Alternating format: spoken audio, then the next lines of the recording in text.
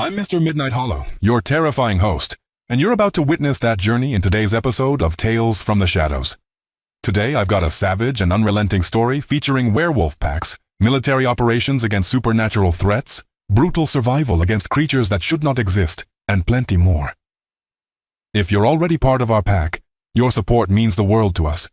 Each like, comment, and share helps uncover more stories like this. Or subscribe to see what rises from the depths of darkness and unfolds before you. Now, let's begin. I came back from Afghanistan with nothing but scars and silence. Detroit wasn't home anymore. It was just a place where my family waited. My name is Marcus Brennan, Staff Sergeant, 3rd Infantry Division. 2 tours, 17 confirmed kills. I thought the worst was behind me when I stepped off that plane at Detroit Metropolitan. I was wrong. My wife Rachel worked nights at Mercy Hospital. Our daughter Emma was 8. My son Tyler was 5. They lived in a 2-story house on Woodward Avenue, near the old theater district. I'd been sending checks for 3 years. Rachel said she painted Emma's room yellow. Tyler wanted bunk beds. I never got to see any of it. The night I arrived, October 14th, I took a cab from the airport. The driver didn't talk. I was grateful. The house was dark when we pulled up. No porch light. Rachel always left the porch light on. I paid the driver and grabbed my duffel. The front door was open, not unlocked. Open, hanging on one hinge. My training kicked in before my brain did. I dropped the bag and pulled the knife from my belt. Standard issue, 7 inches. I'd killed 3 men with it in Kandahar. The smell hit me at the threshold. Copper, meat, death. I'd smelled it in desert villages and mountain caves. But this was my house, my family's house. The living room was destroyed. Couch overturned. Coffee table in pieces. Blood on the walls. Not splatter. Claw marks. Deep gouges in the drywall running from ceiling to floor. 4 parallel lines, each one dripping. I found Rachel first. She was in the kitchen. What was left of her? Her throat was gone. Just gone. Her chest cavity opened like something had reached inside and pulled. Her eyes were still open, still terrified. I didn't scream. I didn't cry. I just stood there, knife in hand, cataloging the scene like I'd been trained. Emma was upstairs, her yellow room. She'd been hiding under the bed. It hadn't helped. Tyler was in the hallway. He tried to run. The coroner's report would say animal attack, large predator, possibly multiple. The detective assigned to the case told me it looked like wolf bites, wolves in Detroit. He said it like he didn't believe it either. I buried them on October 18th, 3 caskets, closed service. I didn't look inside. I'd already seen enough. The police closed the investigation after 2 weeks. No leads, no suspects, no goddamn answers. But I found something they missed. In Emma's room, under her bed where she died, there was a tuft of fur. Coarse, dark gray. Too big for a dog, too thick for a wolf. And there was something else. A partial print in the blood on the hallway floor. It started as a paw. 4 pads, claws. But halfway through it changed. The pads elongated. The claws shortened. By the end of the print, it looked almost human. Almost. I took photographs, I bagged the evidence. I didn't tell the police. Because I knew they wouldn't believe what I was starting to suspect. On October 31st, exactly 17 days after my family died, I was sitting in the ruins of my living room with a bottle of whiskey and my service pistol. I had 14 rounds.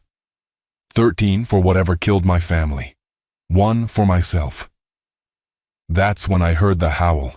It came from somewhere south. Deep and long. Not like any dog I'd ever heard. It resonated in my chest, made my teeth ache. I stood up, walked to the broken window, looked out into the Detroit night, and I saw it. Standing in the middle of Woodward Avenue, under a streetlight, was something that shouldn't exist. It stood on 2 legs, easily 7 feet tall, covered in fur. Its arms were too long. Its hands ended in claws that gleamed in the lamplight. Its face was wrong. Elongated snout. Too many teeth. eyes that reflected yellow. It was looking directly at me. We stared at each other for maybe 10 seconds. Then it smiled. I didn't know animals could smile, but this thing did. And then it ran, not on all fours, on 2 legs, like a man, but faster than any man could move. It cleared a parked car in a single leap and disappeared into an alley. I grabbed my pistol and ran outside. The street was empty, but on the pavement where it had been standing, I found tracks. Paw prints that shifted into footprints, just like in my hallway. I followed them into the alley. They led to a chain-link fence, 8 feet tall. The creature had cleared it easily. On the other side was an abandoned factory. Packard plant. Old automotive facility. Been empty for decades. The tracks led inside. I started to climb the fence. Then I stopped. Because I heard something else. Multiple howls. Coming from inside the factory. Answering the first one. There wasn't just one. There was a pack. I didn't go into the factory that night. I'm not stupid. I'd walked into ambushes in Helmand province. This felt the same. Multiple hostiles. Unknown numbers. Unfamiliar terrain. So I went home and I planned. First, I needed to understand what I was hunting. The library downtown had a folklore section. I spent 3 days there, reading everything about werewolves, lycanthropy, shapeshifters. Most of it was garbage, silver bullets, full moons, Hollywood nonsense. But some of it made sense. European accounts from the 1600s described creatures that walked like men but killed like wolves. They hunted in packs. They were intelligent. They chose victims carefully. Isolated families. Rural homes. People no one would miss quickly.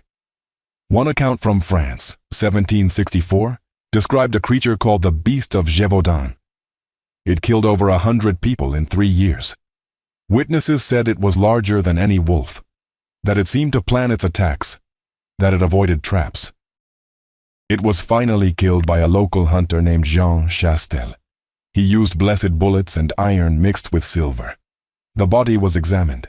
The report described it as deformed, neither fully wolf nor fully human. I took notes, iron and silver, not just silver. Next, I needed weapons. I couldn't exactly walk into a gun store and say I was hunting werewolves, but I still had contacts from the service. A guy named Peterson ran a shop in Dearborn. We'd served together in Kabul. I drove out there on November 3rd. The shop was called Peterson's Firearms. It looked like every other gun store. Faded American flag, NRA stickers, open sign buzzing in the window. Peterson was behind the counter. He'd put on weight since discharge. His beard was gray now, but his eyes were still sharp. "Marcus Brennan," he said. "Heard about your family, I'm sorry." I nodded. "I need weapons." "What kind?" "Heavy caliber, rifles, shotguns, something that'll stop a large target." "Ye hunting?" "Something like that." He studied me for a moment. Then he nodded and led me to the back room. I walked out with a Remington 870 shotgun, a Weatherby Mark V rifle, 200 rounds of ammunition, and a combat knife. Cost me $3,000. I didn't care, but I still needed the silver and iron. That took longer. I found a metallurgist in Ann Arbor through a university contact, guy named Dr. Hammond. He specialized in alloy research. I told him I needed custom bullets. Copper jacketed, core mixture of silver and iron, blessed if possible. He asked why. I told him it was for a personal project. He didn't ask again. It took him a week to make 50 rounds. I picked them up on November 10th. He'd done good work. Each bullet was perfectly balanced. The silver iron core was dense. It would punch through bone like paper. I paid him $500 in cash. Now I was armed. But I still needed to know where they were. The Packard plant was massive. 35 buildings, over 3 million square feet. It had been rotting since 1956. Squatters, drug dealers, scrappers. No one went there after dark. I started surveillance on November 11th. I parked 3 blocks away, approached on foot, brought binoculars, a thermal scope I'd borrowed from Peterson. The first 2 nights, I saw nothing. The third night, I saw movement. Around 2 a.m., something emerged from the main building, Through the thermal scope it registered as large, humanoid. But the heat signature was wrong. Too hot, like it was burning from the inside. It moved across the lot, stopped at the fence, looked around. Then it dropped to all fours and ran. It cleared the fence and disappeared into the city, hunting. I followed its general direction with the scope. It headed toward residential areas. East side, where people still lived in isolated houses, where someone could scream and no one would hear. I'd found their den. But I needed confirmation. The next night, I brought a camera with a telephoto lens. I set up across the street, waited. At 1:30 a.m. they came out, 5 of them. All massive, all moving on 2 legs. They gathered in the lot, seemed to communicate. Not with words, with gestures, body language. One of them, larger than the others, appeared to be in charge. It pointed. The others scattered. They were coordinating. I took 47 photographs. When I got home and reviewed them, I noticed something else. One of the creatures had a scar across its face. 3 parallel lines, like it had been clawed. I'd seen that scar before. In a police photo from a murder investigation 3 months ago, a warehouse worker named David Mills had been attacked and killed near the riverfront. The police suspected gang violence, but the coroner noted unusual wounds, bite marks, claw marks. Mills had fought back. He'd cut his attacker. 3 parallel lines across the face. The creature I'd photographed was Mills's killer, and now it was one of them.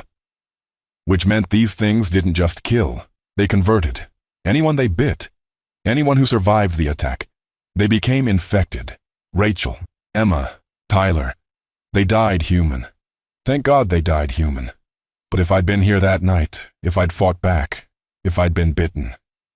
I looked down at my hands. Steady. Human. For now. I needed to move faster. I spent the next 2 days studying the Packard plant layout. Old blueprints from the city archives. Structural plans. I marked exits, identified choke points, planned attack vectors. I'd done this before, in Fallujah, in Mosul, urban combat, clear the building, eliminate the targets. But this wasn't insurgents. This was something worse. On November 15th, I loaded my weapons. The shotgun got 12 silver iron shells. The rifle got 30. I strapped the combat knife to my thigh, put on my old tactical vest. It still had bloodstains from Afghanistan. I drove to the Packard plant at 11 p.m. The lot was empty. The buildings loomed like tombstones. No lights, no sound. I parked a block away, approached on foot, entered through a collapsed wall on the south side. Inside was darkness. I used a red lens flashlight, less visible. The floor was concrete, littered with debris, broken glass, rusted metal. Graffiti covered the walls, gang tags, satanic symbols. Stupid kids thinking they were dangerous.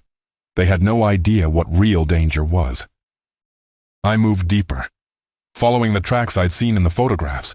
They led to a stairwell, down into the basement. The smell got worse as I descended. Rot, feces, old blood. At the bottom I found bones, human bones, piled in the corner, gnawed, cracked open for marrow. Dozens of them, maybe hundreds. How long had they been hunting here? I heard movement above me, footsteps, multiple. They were back. I killed the flashlight, pressed against the wall, controlled my breathing, slowed my heart rate. Old techniques. Still worked. The footsteps stopped at the top of the stairs. Then I heard something else. Sniffing. They were scenting the air. They smelled me. One of them descended. Slowly. Deliberately. I could see its silhouette against the dim light from above. Massive. Hunched. Claws scraping the railing. It reached the bottom step. Turned its head toward me. Its eyes glowed in the darkness. Yellow. Predatory. It smiled. Then it lunged. I fired the shotgun point blank. The blast lit up the basement. The creature's chest exploded. Silver and iron tore through fur and muscle. It shrieked and staggered backward, but it didn't fall. It grabbed the shotgun barrel, ripped it out of my hands, threw it across the room. I pulled the combat knife, jammed it into its throat, twisted. Hot blood sprayed across my face. The thing clawed at me, caught my shoulder, tore through the vest, through skin. I felt ribs crack. I yanked the knife out, stabbed again and again. The creature gurgled, collapsed. I didn't wait. I ran. Behind me, I heard howling. The others had heard the shotgun blast. They were coming. I hit the stairs, took them 3 at a time, burst through the doorway into the main floor, grabbed my rifle from where I'd dropped it. 3 of them came through the entrance, moving fast, on all 4s now, like wolves. I fired. The rifle kicked. 1 went down, headshot, brain matter on the wall. The other 2 split up, flanking. I backed toward the exit, fired again, missed, fired. Hit 1 in the shoulder. It spun but kept coming. I ran, out through the collapsed wall, into the lot. They followed, faster than I was. Gaining. I reached my truck, threw open the door. 1 of them leapt, landed on the hood, claws denting metal. It reached through the windshield, grabbed my throat. I shoved the rifle barrel into its mouth, pulled the trigger. Its head came apart. The body slumped. Slid off the hood. I started the engine, floored it. The other creature chased, kept pace for 3 blocks, then fell behind. I didn't stop driving until I was across the city. My shoulder was bleeding bad. I could feel bone grinding. I pulled into a 24-hour clinic in Hamtramck, told them I'd been mugged. They bought it. Detroit was that kind of city. 17 stitches, antibiotics, painkillers. I went home and counted my kills. 2 dead, 3 escaped, including the leader. Not good enough. I spent the next week healing and planning. The attack had been sloppy. I'd gone in alone. No backup, no exit strategy. Stupid. In Afghanistan, we never operated solo. Fire teams, 4 men minimum, covering each other. Communication, discipline. I needed help. But who the hell do you call for this? I started researching. Online forums, dark web, cryptozoology sites. Most of it was lunatics, conspiracy theorists. But some threads seemed credible. One forum caught my attention. Called The Hunt. Members discussed supernatural encounters, shared photographs, evidence. There was a thread about Detroit. A user named Silverfang had posted 3 months ago. Claimed they'd tracked werewolf activity in Michigan, mentioned the Packard plant specifically. Said they lost contact with a team member investigating it. I sent a private message. Still hunting in Detroit? The reply came 12 hours later. Who's asking? Someone who killed 2 of them. Meet me, Monday. Eastern Market, noon. Come alone. Eastern Market was public, crowded, safe, smart choice. I arrived early, positioned myself near the fishmonger stalls, watched the crowd. At 12:05, a woman approached, mid-30s, short dark hair, leather jacket, scar across her jaw. She looked military, moved like it too. Silverfang? I asked. She nodded. Marcus Brennan, Staff Sergeant, 3rd Infantry, family killed October 14th. You've been making noise. You check me out. I check everyone. How'd you kill them? Silver iron bullets, combat knife. She smiled. Not friendly, approving. Most people die their first encounter. You killed 2. I'm impressed. You hunt these things? For 8 years, since one killed my brother in Montana. I've tracked packs in 7 states. Detroit's different though. Bigger pack, more organized. They're not just killing, they're building something. Building what? An army. She pulled out a tablet, showed me a map. Red dots marked locations across Detroit. East Side, West Side, downtown. Each dot is a disappearance or unexplained death in the last 6 months. 47 people, all fitting the profile. Isolated, vulnerable. No witnesses. You think they're converting them? Some, others they just kill. Depends on the victim. They're selective, looking for certain traits. What traits? Strong, aggressive, violent history. They want soldiers, not victims. Made sense. Military strategy. Build your force from capable recruits. How many are there? In Detroit, I've confirmed 8, but there could be more. I killed 2. That leaves 6. At least 6. And they know you now. They've scented you, marked you. They'll come for you. Good. Saves me the trouble of finding them. She studied me. You're not afraid. I've got nothing left to be afraid for. She nodded. Then let's work together. I've got resources, intel, equipment. You've got skills, experience. We can hit them hard. What's your plan? Same as yours. Find the pack, kill them all. But we do it smart, coordinated. We scout their movements, identify patterns, strike when they're vulnerable. When?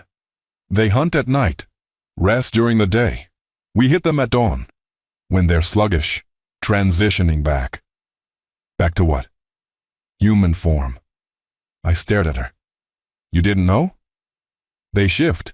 Night, they're monsters. Day, they're human. It takes energy to hold the wolf form. When the sun rises, they revert. That's when they're weakest. So they're walking around, living normal lives. Exactly. They have jobs, families, neighbors. No one suspects. How do we identify them? She pulled out a small device, looked like a UV scanner. This detects biological markers, elevated core temperature, abnormal enzyme levels. It's not perfect, but it works. We spent the next hour planning. She had safe houses, weapons caches, contacts in the medical field who could treat injuries without questions. Her name was Claire Donovan, ex-Army Ranger, dishonorable discharge after she'd killed a superior officer. He'd been infected. She'd figured it out. No one believed her. She'd been hunting alone ever since. Now she had a partner. Over the next 4 days, we surveilled the Packard plant, documented movements, counted pack members. We confirmed 7. The leader was a man named Victor Kane. He owned a construction company. Legitimate business, but Claire had tracked his financials. He'd been buying property, abandoned buildings, warehouses, all over Detroit. He's expanding, Claire said. Building safe houses, dens. He's not just surviving, he's establishing territory. So we kill him. The pack falls apart. Maybe, or it fragments. Smaller packs, harder to track. Then we kill them all at once. How? Fire, I explained. The Packard plant was old, dry wood, plenty of accelerant. We trap them inside. Burn it down. Claire shook her head. Too many variables. If even one escapes, it'll warn others. We need to eliminate them systematically. So we draw them out. With what? I looked at her. Bait. She understood immediately. You want to use yourself. They want me. They'll come. You'll die. Not if you're covering me. She didn't like it, but she didn't have a better plan. We spent another 2 days preparing, set up positions, sniper's nest, escape routes, kill zones. On November 24th, we executed. I went into the Packard plant alone. 11 p.m. Carried a flashlight, made noise. Let them know I was there. They came fast. 4 of them, surrounding me. The leader stayed back, watching. I didn't fight, I ran, led them outside. Into the lot, where Claire was waiting. The first shot took down the closest one. The second hit another in the spine. I drew my pistol, fired, emptied the magazine. 3 down. The 4th reached me, tackled me. We hit the ground hard. It bit down on my arm. I felt teeth pierce skin, scrape bone. Then Claire's rifle barked again. The creature's head snapped back. It collapsed on top of me. I shoved it off. Looked at my arm. Blood. Deep puncture wounds. I'd been bitten. Claire ran over. Saw the wound. Her face went pale. How long? I asked. Infection takes hold in hours. You'll start changing by dawn. Then we finish this tonight. Marcus, I'm not dying human to become one of them. We end this. Now. She hesitated, then nodded. We went back inside. The leader was waiting. Victor Kane stood in the center of the main floor, 8 feet tall in his true form, muscles rippling under gray fur. eyes like burning coal. He wasn't surprised to see us. He was expecting us. "Marcus Brennan," he said. His voice was deep, guttural, but clear. "The soldier who won't die." I raised my rifle. "Tonight, that changes." He laughed. The sound echoed through the empty factory. Behind him, 2 more creatures emerged from the shadows, the last of his pack. "You killed 4 of my family," Kane said. "Impressive, but futile. You're already one of us. I can smell the infection in your blood." My arm throbbed where I'd been bitten. The wound was hot, fever spreading through my veins. "I've got a few hours left," I said. "Plenty of time to finish this." Kane tilted his head. "You could join us instead. Embrace what you're becoming. You're a warrior. We need warriors." Detroit is just the beginning. We're building something bigger, an empire. An empire of monsters. An empire of the strong. Humans are weak, fragile. We're evolution. The next step. You've seen combat. You know the truth. Survival belongs to the predators. "I've seen monsters before," I said. "In Kandahar, in Mosul. Men who thought strength meant brutality. I put bullets in all of them." "Then you're already like us." "No. I killed to protect. You kill because you can." Kane's expression darkened. "Your family died because they were prey, weak, defenseless. You weren't there to save them, because you were overseas, killing for a country that doesn't care about you, fighting wars that don't matter." My finger tightened on the trigger. "But you can honor their memory," Kane continued. "Become what they couldn't. Strong, immortal. Join us. Hunt with us." "I've got a better idea." I fired. The bullet hit Kane's chest. Silver and iron punching through fur and bone. He staggered, roared, but didn't fall. The other 2 charged. Claire fired from her position, took down one. The second leaped, covered 20 feet in a single bound. Landed on me. We crashed into the concrete. Claws raked across my chest. I felt ribs crack, lung puncture. I couldn't breathe. The creature's jaws opened wide, going for my throat. I jammed the rifle barrel under its chin, fired. The skull exploded, brain and bone everywhere. I shoved the corpse off, gasped for air. Blood filled my mouth. Claire was reloading. Kane was still standing, the chest wound closing, regenerating. "You can't kill me," Kane said. "I'm too old, too strong. I've been this for 30 years. Your little bullets are nothing." I pulled the combat knife. "Then I'll do it the old way," I charged. Kane met me halfway. We collided. His strength was overwhelming. He lifted me, threw me into a support column. My spine hit concrete. Everything went numb. Kane walked over, slow, confident. "You fought well, but this ends now." He reached down, grabbed my throat, lifted me off the ground. His claws dug into my neck. I felt blood running down my chest. "Any last words, soldier?" I looked him in the eyes. "Yeah, behind you." He turned. Too late. Claire had circled around. She held a different weapon now. Flamethrower, military grade, fuel tank strapped to her back. She pulled the trigger. Fire engulfed Kane. He screamed, dropped me. Staggered backward. The flames clung to his fur, his skin. He tried to pat them out. But the fire spread. Chemical accelerant. It burned hot enough to melt steel. Kane ran, crashed through a wall, disappeared into the darkness, still burning, still screaming. Claire helped me up. "Can you move?" I nodded. Barely. My chest was crushed, ribs grinding. Every breath was agony. "We need to go," she said, "before the fire spreads." But I heard something else. Movement, multiple footsteps. Coming from deeper in the plant. "There's more?" I said. Claire heard it too.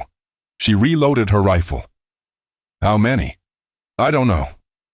They emerged from doorways, from stairwells, from holes in the walls. Not wolves, humans, men and women. Different ages, different builds. But their eyes were the same. Yellow, predatory, the converted. There weren't 6 in the pack.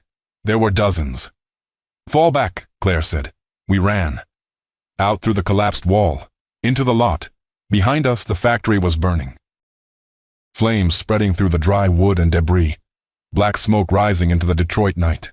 But they followed, pouring out of the building, transforming as they ran, skin splitting, fur erupting, bones cracking and reforming. Claire threw me the flamethrower. "Buy me time!" She ran to her truck, opened the back, pulled out something heavy. C4, military explosive. Enough to level a building. I turned. Fired the flamethrower. A wall of flame erupted between us and the pack. They scattered. Some caught fire, shrieking, rolling on the ground, but others circled, flanking. "Claire, hurry!" She was setting charges, placing them around the perimeter, creating a blast zone. One of the creatures got past the flames, lunged at me. I dropped the flamethrower, drew my pistol, fired. It went down. Another came. I fired again. Empty. I grabbed the knife. The creature tackled me. We hit the ground. It bit down on my shoulder, the same shoulder that had been clawed earlier. I screamed. Stabbed blindly. The knife found its eye. It howled, released me. Claire grabbed my arm, hauled me to my feet. "Move!" We ran to her truck. She shoved me inside, started the engine, floored it. Behind us, the Packard plant was swarming with wolves. They poured out of every opening, at least 50, maybe more. Claire pulled out a detonator. "Hold on." She pressed the button. The explosion was massive. The blast wave hit the truck, shattered the back window, flipped us onto 2 wheels. We crashed back down, kept driving. I looked back. The factory was collapsing, walls crumbling, roof caving in, flames shooting hundreds of feet into the air.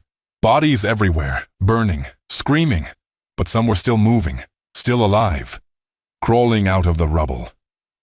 "It's not enough," I said. Claire didn't answer. She just drove. We made it 3 miles before I started convulsing. The infection was accelerating. My body temperature spiked. 105, 107. I was burning from the inside. "Claire, the bite. It's spreading." She glanced at me, her face grim. "I know.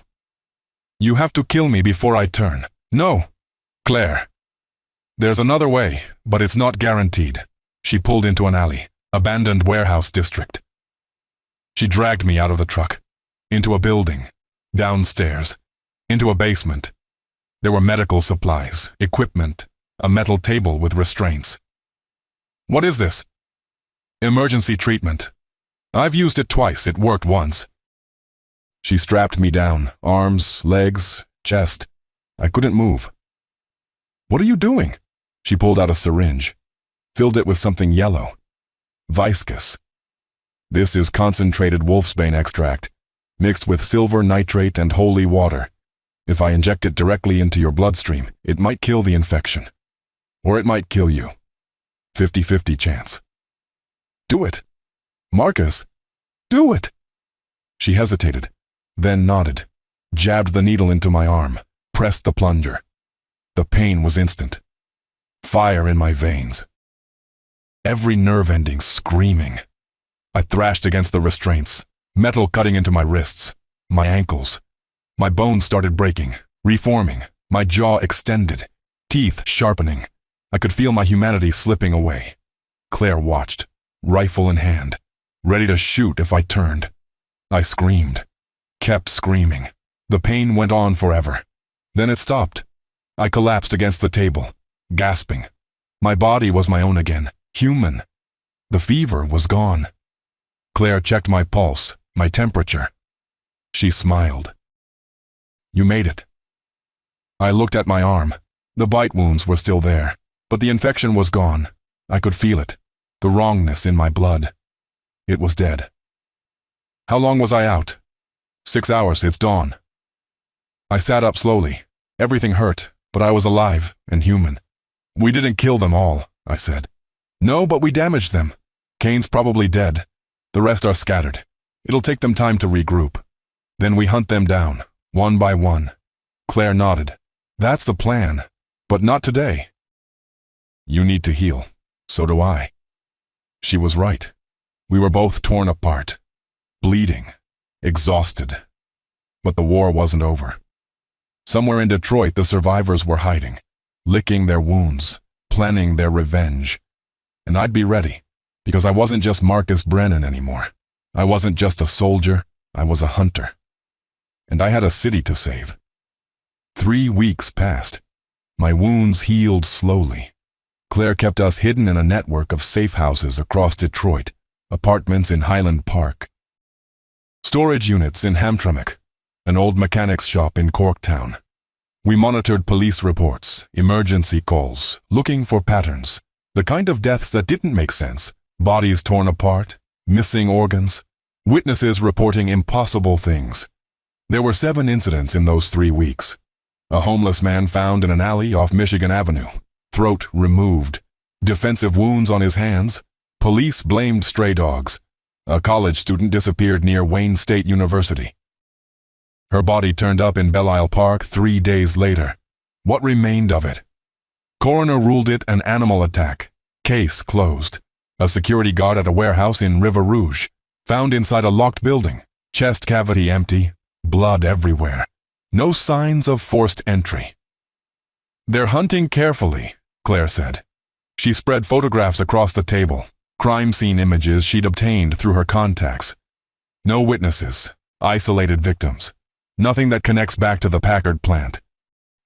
They're rebuilding, I said, or migrating, finding new territory. I studied the map she'd marked. The attacks were scattered, no clear pattern, but something felt wrong about it. These locations, I said, pointing, they're too spread out. If they're rebuilding, they'd stay concentrated, establish a new den, protect it. Claire frowned. So what are they doing? Testing us, seeing if we're still hunting. Why would they care? Because we hurt them, bad. We killed most of their pack. Destroyed their home. They want revenge, but they're being smart about it, feeling us out, waiting for us to make a mistake. Then we don't make mistakes. But we were running out of leads. The survivors had gone to ground. No more mass attacks. No more patterns to follow. Until December 9th. Claire got a call from one of her sources. A paramedic named Rodriguez. He'd been working a scene in southwest Detroit, near the old train depot. You need to see this, he'd told her. We met him at 2 a.m. in the parking lot of a closed diner. He looked shaken, hands trembling as he lit a cigarette. I've been doing this job for 12 years, Rodriguez said. I've seen everything, shootings, stabbings, car wrecks, but nothing like this. What happened? Claire asked. We got a call, domestic disturbance, house on Verner Highway. When we arrived, the door was open. Inside was a massacre. Family of 4, parents, 2 kids, all dead, torn to pieces. Animal attack, I asked. That's what we're calling it. But Marcus, I saw the bodies. This wasn't random. Whoever did this took their time, made them suffer. The father was found in the kitchen, arms ripped off, bled out slowly. The mother was upstairs, partially eaten. The kids. He couldn't finish. Claire handed him a flask. He drank, steadied himself. There's more, he said. On the wall, in blood. Someone wrote a message. What did it say? Rodriguez pulled out his phone, showed us a photograph. The message was simple. 3 words.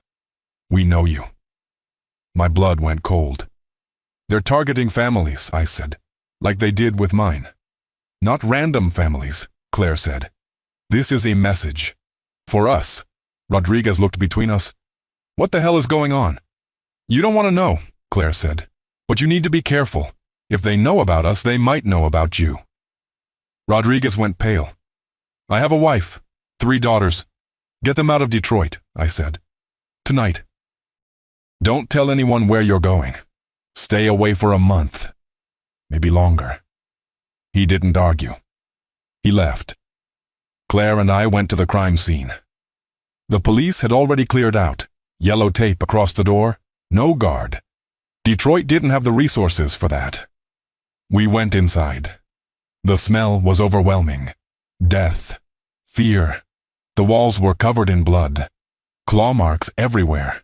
The furniture destroyed, bodies removed, but the shapes remained. Dark stains on the carpet. I found the message. It was in the living room, written in the father's blood. The letters were large, crude, made with fingers instead of claws. They wanted us to find this, Claire said. They're baiting us. Into what? I studied the room. Something was off. The attack was brutal, messy. But there was no sign of a struggle. No defensive wounds on the bodies, according to Rodriguez. The family didn't fight back, I said. Maybe they didn't have time. No. Look at the scene. This took hours. The father was tortured. The mother was partially eaten. That doesn't happen quickly. Someone would have screamed. Neighbors would have heard. Police would have been called. So what are you saying?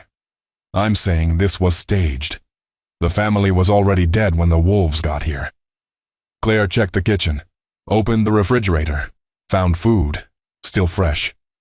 On the counter there were dishes, dinner plates, half-eaten meals. They were poisoned, she said. Look, the food's still here. They ate. Then they died. Quick. No time to react. I checked the plates, smelled the residue, bitter almonds, cyanide. Someone killed them first, I said, then made it look like a wolf attack. Who? Someone who knows what we're hunting, someone who wants us distracted. We heard sirens. Distant but getting closer. Someone had called the police. Probably a neighbor who saw our flashlights. We need to leave, Claire said. We exited through the back, climbed the fence. Disappeared into the alley before the cruisers arrived. Back at the safe house, we reviewed what we knew. The attack was fake. Someone was manipulating us, leading us somewhere. It's a trap, Claire said, obviously. Question is, who said it? Kane. If he survived the Packard plant, he'd want revenge. Kane's dead. I saw him burn. You saw him run. Burning. That's different. She had a point. Werewolves regenerated. Maybe Kane survived. Maybe he was out there. Planning. But something else bothered me. The message wasn't in Kane's style, I said. He was arrogant, confident. He wouldn't hide behind fake crime scenes. He'd come at us directly. Then who? I thought back to the Packard plant, the dozens of converted wolves. We'd killed many, but some escaped, and one of them might be smarter than Kane, more patient. Someone who knows military tactics, I said. Psychological warfare, misdirection. Another soldier? Maybe. Claire pulled up files on her laptop. Lists of missing persons, unsolved murders. She cross-referenced them with military records. There, she said, pointing at a name. Captain Derek Hartman, Marine Corps, 2 tours in Iraq, reported missing 6 months ago, last seen in Detroit. His car was found near the Packard plant. I recognized the name. We'd served in different units, but I'd heard stories. Hartman was smart, ruthless, court-martialed for excessive force, dishonorable discharge. He'd disappeared before trial. If Hartman was converted, I said, he'd be dangerous. He'd know how to fight us. More than dangerous, he'd be a leader. Kane might have recruited him. Or Hartman killed Kane and took over. Either way, we had a new enemy, one with military training, one who understood how we thought. We need to find him, Claire said. He'll find us. That's the point of the message. So what do? We prepare, and we wait. But we didn't have to wait long. The next night, December 10th, someone knocked on the safe house door. 3 times. Slow and deliberate. Claire grabbed her rifle. I pulled my pistol. We approached the door carefully. Who is it? Claire called. A voice answered, deep, calm, familiar. Open the door, Brennan. We need to talk. I looked through the peephole, saw a man, late 30s, military haircut, scar across his neck. Captain Derek Hartman. He was alone, hands visible, no weapons, but I could see his eyes. Even through the peephole. They glowed yellow in the darkness. It's him, I said. Claire aimed at the door. We shoot through it. Wait, Marcus. He came alone, unarmed. If he wanted to attack, he'd bring the pack. So what does he want? Let's find out. I opened the door, kept my pistol raised. Hartman didn't move, just smiled. Hello, Marcus. Long time? Not long enough. What do you want? To make a deal.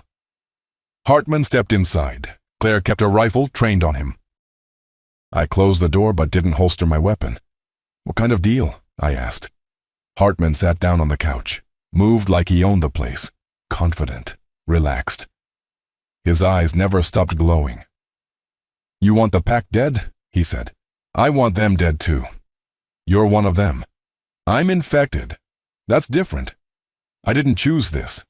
Cain bit me 6 months ago, turned me, made me part of his little army. But I never wanted it. Then why not kill yourself? Claire asked. End it. Hartman smiled. Because I'm not ready to die. And because I can use this, the strength, the speed, the senses. It's useful. But Cain's vision was insane. Building an empire, converting an army, it was never going to work. So you killed him, I said. Hartman's smile widened. The fire at the Packard plant was convenient. Cain was badly burned. Weak. I found him 3 days later, hiding in a sewer tunnel, still healing. I snapped his neck, watched him die. The pack's mine now. And you're here because? Because I don't want to lead them. I want to eliminate them, every single one, and I need your help to do it. I studied him, looking for the lie. But his heartbeat was steady, his breathing calm. Either he was telling the truth or he was very good at lying. Why should we trust you? Claire asked. You shouldn't, but you don't have a choice. There are 23 converted wolves left in Detroit. They're scattered, hiding, waiting for leadership. If I don't control them, someone else will. Someone worse. Worse than you? There's a female. Name's Vanessa Cross. She was a contract killer before Cain turned her. Now she's something else. Smart, patient, sadistic. She wants to take over the pack. Build what Cain started. If she succeeds, you'll never stop her. So you want us to help you kill her. And the others. All of them. Then you kill me. Clean slate. Detroit goes back to normal. Naoki, why would you agree to die? Hartman's expression darkened. Because this infection is hell. Every night I transform, every night I lose control. I've killed 17 people in 6 months, ripped them apart, ate them. I remember every second, every scream. I'm a monster, and I'm tired of it. The room was silent. Claire looked at me. I could see the question in her eyes. Do we trust him? I didn't trust him. But he was right. We didn't have a choice. Tell us where they are, I said. Hartman pulled out a phone, showed us a map. Red dots marked locations across the city. These are safe houses, places the pack uses during the day. Vanessa's at this one. He pointed to a dot in Mexican Town. Abandoned church on Verner Highway. She's got 5 wolves with her. The rest are spread out, isolated, easier targets. We hit them one by one, Claire said. No, we hit them all at once, coordinated strikes, take them by surprise before they can regroup. That requires manpower. We're 2 people. 3, Hartman said. I can help. I know their patterns, their weaknesses, and I can get close without raising suspicion. You'll betray us the first chance you get. Maybe. Or maybe I'm telling the truth. Either way, you need me. I hated that he was right. We spent the next 3 hours planning. Hartman gave us details, names, locations, habits. He knew everything about the pack, their routines, their relationships, their fears. There's a pair in Brightmoor, he said. Brothers, Thomas and Jeffrey Nash. They work construction during the day, transform at night, hunt together. They're dangerous but predictable. Hit them first. When? I asked. Tomorrow, dawn. When they're transitioning back, they'll be weak, vulnerable. What about Vanessa? We save her for last. She's the most dangerous. If we take out the others first, she'll panic, make mistakes. Claire didn't like it. I could tell. But the plan made sense. Fine, she said. But if you betray us, I'll put a silver bullet in your brain before you can blink." Hartman nodded. "Fair enough." He left an hour later, disappeared into the night. Claire and I prepared, loaded weapons, checked equipment. We didn't sleep. At 5 a.m. we drove to Brightmoor. The neighborhood was rough, abandoned houses, burned-out buildings, the kind of place where gunshots didn't bring police. The Nash brothers lived in a duplex on Fenkel Avenue. Lights were off, no movement. Hartman met us a block away. He was human now. No glowing eyes, no claws, just a man. "They're inside," he said. "Second floor, both of them. They transformed last night. Hunted near Palmer Park. Killed a jogger. They'll be exhausted." "You're sure?" I asked. "I can smell them." We approached the house. Claire covered the back. Hartman and I took the front. The door was unlocked. We entered quietly. Inside was filth. Trash everywhere, rotting food. The smell was overwhelming. Upstairs, I heard breathing. Heavy, labored. We climbed the stairs. Slow, silent. Military training. Every step calculated. The bedroom door was open. Inside, 2 men slept on mattresses on the floor. Both were naked, covered in blood, not their own. I raised my rifle, aimed at the first one's head. Hartman did the same with the second. We fired simultaneously. 2 shots, 2 kills. The brothers didn't wake up, didn't scream, just died. "One down," Hartman said. We moved to the next target. A female in Corktown. She lived alone, worked as a bartender. Hartman said she was young, newly converted, still learning control.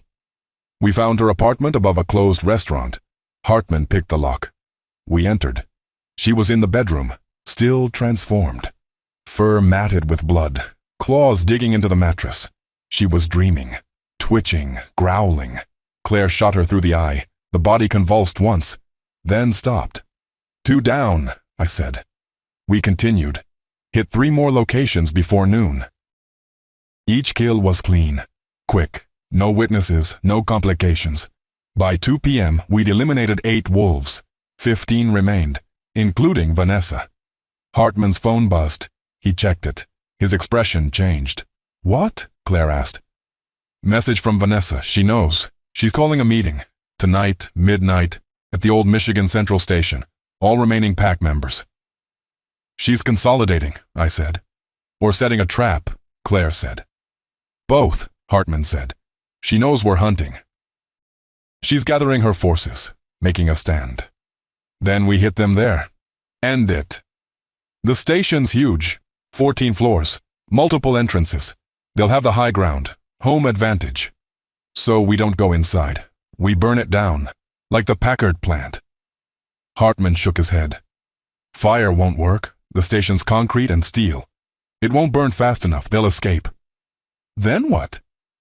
Hartman thought for a moment. Then he smiled. "I have an idea. But you're not going to like it." He explained. The plan was insane. Suicidal. But it might work. "You're right," Claire said. "I don't like it. Do you have a better option?" She didn't. We spent the rest of the day preparing.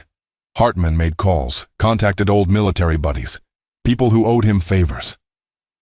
By 10 p.m. we had what we needed. Explosives, military grade, C4, enough to level a city block. We arrived at Michigan Central Station at 11 p.m. The building loomed against the night sky, empty windows like dead eyes. Graffiti covered the walls. The place had been abandoned since 1988, a monument to Detroit's decline. Perfect place for monsters. We set charges. Hartman placed them strategically. Support columns, load-bearing walls. The building was already unstable. The explosives would finish the job. "They're here," Hartman said. He pointed to the upper floors. I saw movement. Shadows against broken windows. Dozens of them. "More than 15, I said. She called in reinforcements. "Wolves from outside Detroit. This is bigger than we thought." "How many?" 40, maybe 50. Claire looked at me. "We can't fight that many." "We don't fight? We collapse the building? Bury them? And Hartman?" Hartman was already walking toward the entrance. I'm the bait. I go in. Keep them distracted. Give you time to finish the charges. You'll die, I said. That's the point. Remember? He didn't wait for a response. Just walked inside. Claire and I finished setting the charges. My hands were shaking, not from fear, from adrenaline. This was it. The end game. Inside the station I heard howling. Multiple voices. They were transforming. Getting ready. Hartman's running out of time, Claire said. 2 more minutes. We placed the last charge, connected the detonator, ran back to the truck. Through the broken windows I saw them. Dozens of wolves, surrounding Hartman. He was transformed too, fighting. But he was outnumbered. Vanessa emerged from the shadows. She was massive, larger than Kane, white fur, red eyes. She grabbed Hartman, lifted him, threw him through a wall. Now! Claire shouted. I pressed the detonator. The explosions were deafening. The building shook, columns collapsed, floors pancaked. The entire structure came down in a cloud of dust and debris. We watched it fall. 14 floors of concrete and steel crushing everything inside. When the dust settled, there was nothing left but rubble. No movement, no sound. Is it over? Claire asked. I didn't answer, because I saw something, in the debris. A hand, clawed, pushing through the concrete, then another, and another. They were digging out. Get back to the truck, I shouted. Claire and I ran. Behind us, I heard concrete shifting, rocks tumbling, claws scraping against debris. They were climbing out. The building collapse hadn't killed them. It had just slowed them down. We reached the truck. I threw it in reverse, floored it. In the rearview mirror, I saw them emerging, covered in dust and blood, but alive, moving. Vanessa was the first out. Her white fur was gray now, matted with concrete dust. She saw us, howled. The others answered. At least 20 of them, maybe more. Drive faster, Claire said. I was already doing 70 through city streets. Ran 2 red lights. Nearly hit a taxi. The wolves were following. On all fours now. Faster than the truck. One leaped, landed on the hood, claws punching through metal. Its face pressed against the windshield. Jaws snapping. Teeth cracking the glass. Claire shot through the windshield. The creature's head exploded. Its body slid off. We ran over it. 2 more jumped. One grabbed the driver's side mirror, ripped it off. The other landed on the roof. Started tearing through the metal. I swerved hard, left, right, trying to shake them. The one on the roof fell off. Tumbled into the street, but more were gaining. They were everywhere. Running alongside. Jumping from rooftops, cutting through alleys. We can't outrun them, Claire said. She was right. We needed to fight. I saw an opening. An alley between 2 warehouses, narrow, maybe 8 feet wide. I turned hard.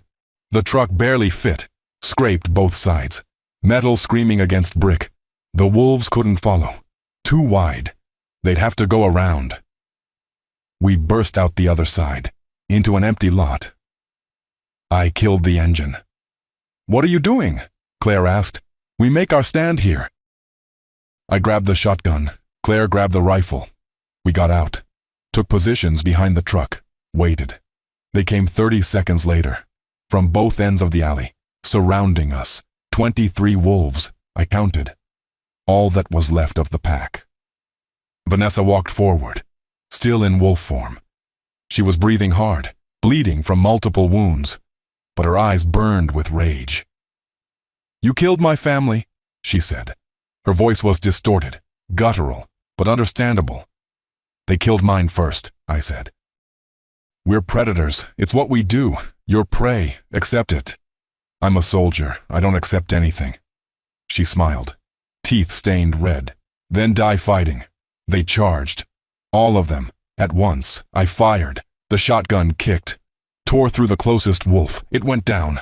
I fired again. Another fell. Claire's rifle barked. Precise shots. Head. Heart. Each bullet found its mark, but there were too many. They reached us.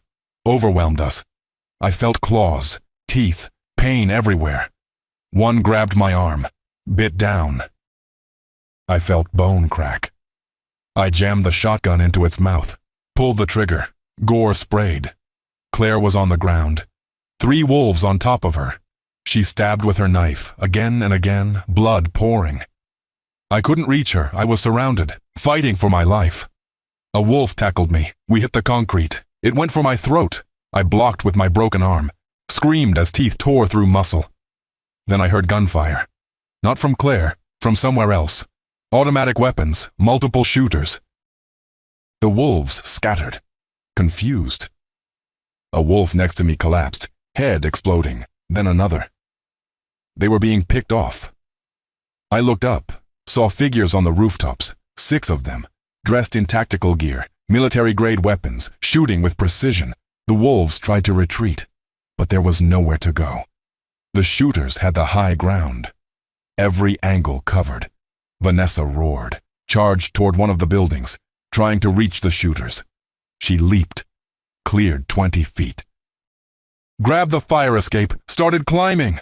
A sniper shot rang out. Vanessa's head snapped back. She fell, hit the pavement hard. Didn't move. The remaining wolves panicked, ran in all directions. The shooters cut them down, one by one, clinical, efficient. In less than 2 minutes, it was over.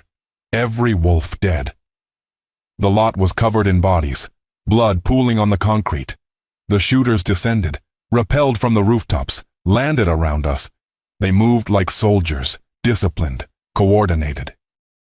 Their leader approached, removed her helmet. I recognized her immediately, Major Sarah Collins. She'd been my commanding officer in Afghanistan. I hadn't seen her in 3 years. "Brennan," she said, "you look like hell. What are you doing here?" "Saving your life. You're welcome." Claire stumbled over. She was bleeding from a dozen wounds, but alive. "Who are they?" she asked. "Military," I said. "Special operations." "Not anymore," Collins said. "We're private now. Contractors. We hunt things like this. Supernatural threats. Werewolves, vampires, demons. Whatever the government doesn't want to acknowledge." "The government knows?" Claire asked. "Of course they know. They've known for decades.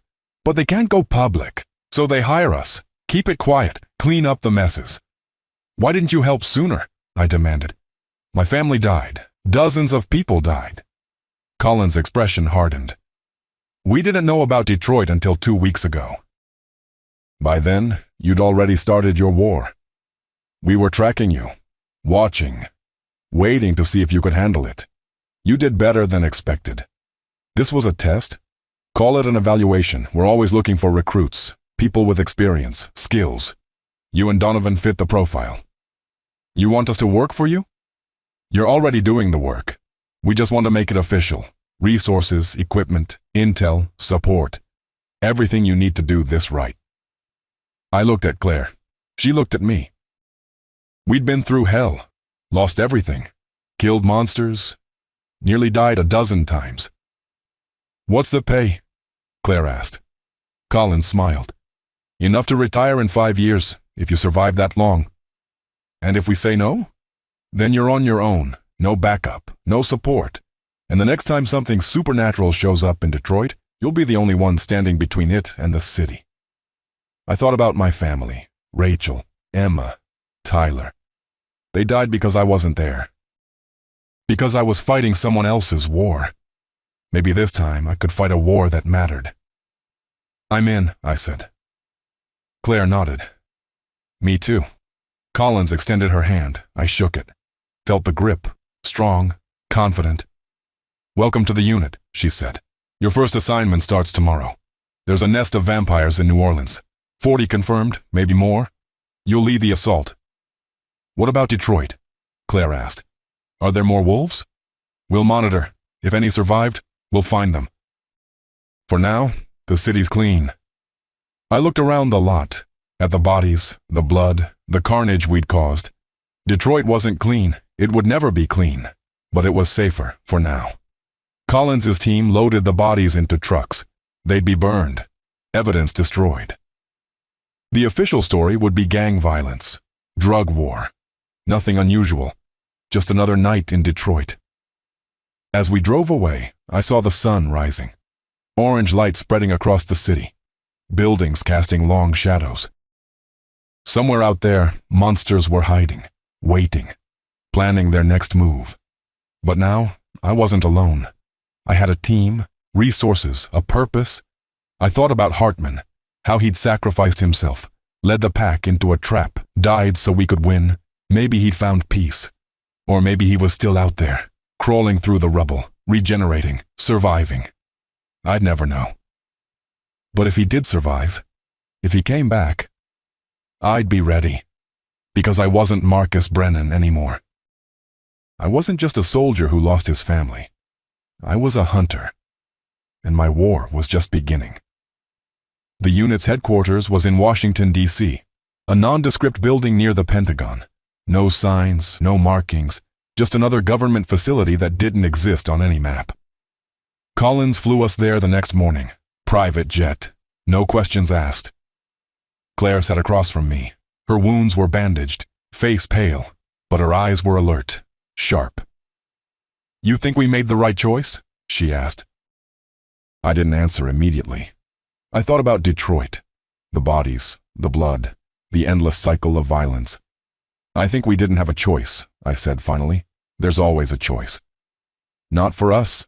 Not anymore." The plane landed at 9 a.m. A car was waiting. Black SUV, tinted windows. We drove through security checkpoints, armed guards, biometric scanners. This wasn't some private contractor operation. This was government-funded, military precision. Inside, the building looked like any other office.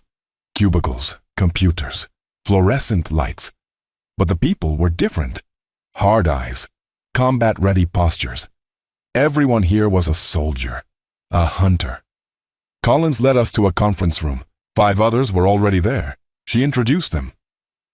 "This is Captain Jake Morrison, former Navy SEAL, expert in underwater operations. He handles aquatic threats, mermaids, sea serpents, anything with gills." Morrison nodded. He was built like a tank. Scars across his knuckles. Saltwater damage on his face. "Lieutenant Amy Chen, Army Ranger, weapons specialist. If it bleeds, she knows how to kill it." Chen was small, Asian, but her eyes were cold, professional. She carried herself like she'd killed 100 people and wouldn't lose sleep over it. "Sergeant Diego Martinez, Marine Corps, demolitions expert. He likes things that go boom." Martinez grinned. He was younger than the rest, maybe 25, but his hands were steady, confident. "Dr. Helen Park, combat medic. She's kept us alive more times than I can count." Park was in her 40s, gray hair, tired eyes, but her medical kit was pristine, professional. And finally, Father Michael O'Brien, Catholic priest, exorcist. He handles possessions, demons, anything that needs holy intervention. O'Brien wore a collar, but his arms were covered in tattoos, military insignias. He'd been a soldier before he was a priest. "These are your teammates," Collins said. "You'll train with them, live with them, fight with them. Trust is everything. Without it, you die." We spent the next 6 hours in briefings, learning about the unit's mission, their history, their enemies. The unit had been operating since 1952. Started during the Cold War when the government discovered that supernatural threats were real. Vampires in Eastern Europe, werewolves in Russia, demons in Asia. They couldn't acknowledge it publicly, so they created a Black Ops division. Funded through classified budgets, operating outside official channels. Over the decades, the unit had eliminated thousands of threats: vampires, werewolves, witches, demons, ghosts, anything that posed a risk to national security. "We don't advertise," Collins said. "We don't take credit. We just eliminate the problem, quietly, efficiently. The public never knows. That's how we keep them safe." "What about collateral damage?" Claire asked. Collins' expression hardened. "We minimize it. But sometimes innocents die. It's unavoidable. The alternative is letting monsters run free." Which would you prefer? Claire didn't answer. That afternoon we began training. Combat drills, weapons proficiency, tactical operations. Everything was designed for supernatural warfare. Chen taught us about specialized ammunition, silver for werewolves, iron for fae, blessed bullets for demons, wood for vampires. Each creature had weaknesses. The key was knowing which to exploit. Martinez showed us explosives, holy water grenades, UV flashbangs for vampires, incendiary rounds for trolls. The unit had weaponized faith, science, magic, whatever worked. O'Brien taught us about spiritual warfare, protection rituals, exorcism protocols, how to recognize possession versus mental illness. The devil is real, he said. And he's patient. He'll wait years to claim a soul. Our job is to stop him. By evening, I was exhausted. Every muscle ached.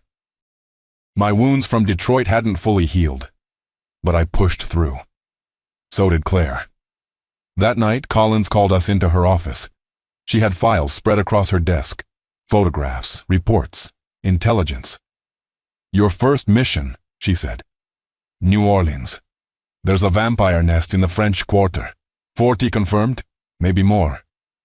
They've been operating for 6 months, killing tourists, locals, anyone who won't be missed quickly. Why haven't you dealt with them already? I asked. We tried. Sent a team 3 weeks ago? They didn't come back? All 4 of them, experienced hunters, dead. So you're sending us?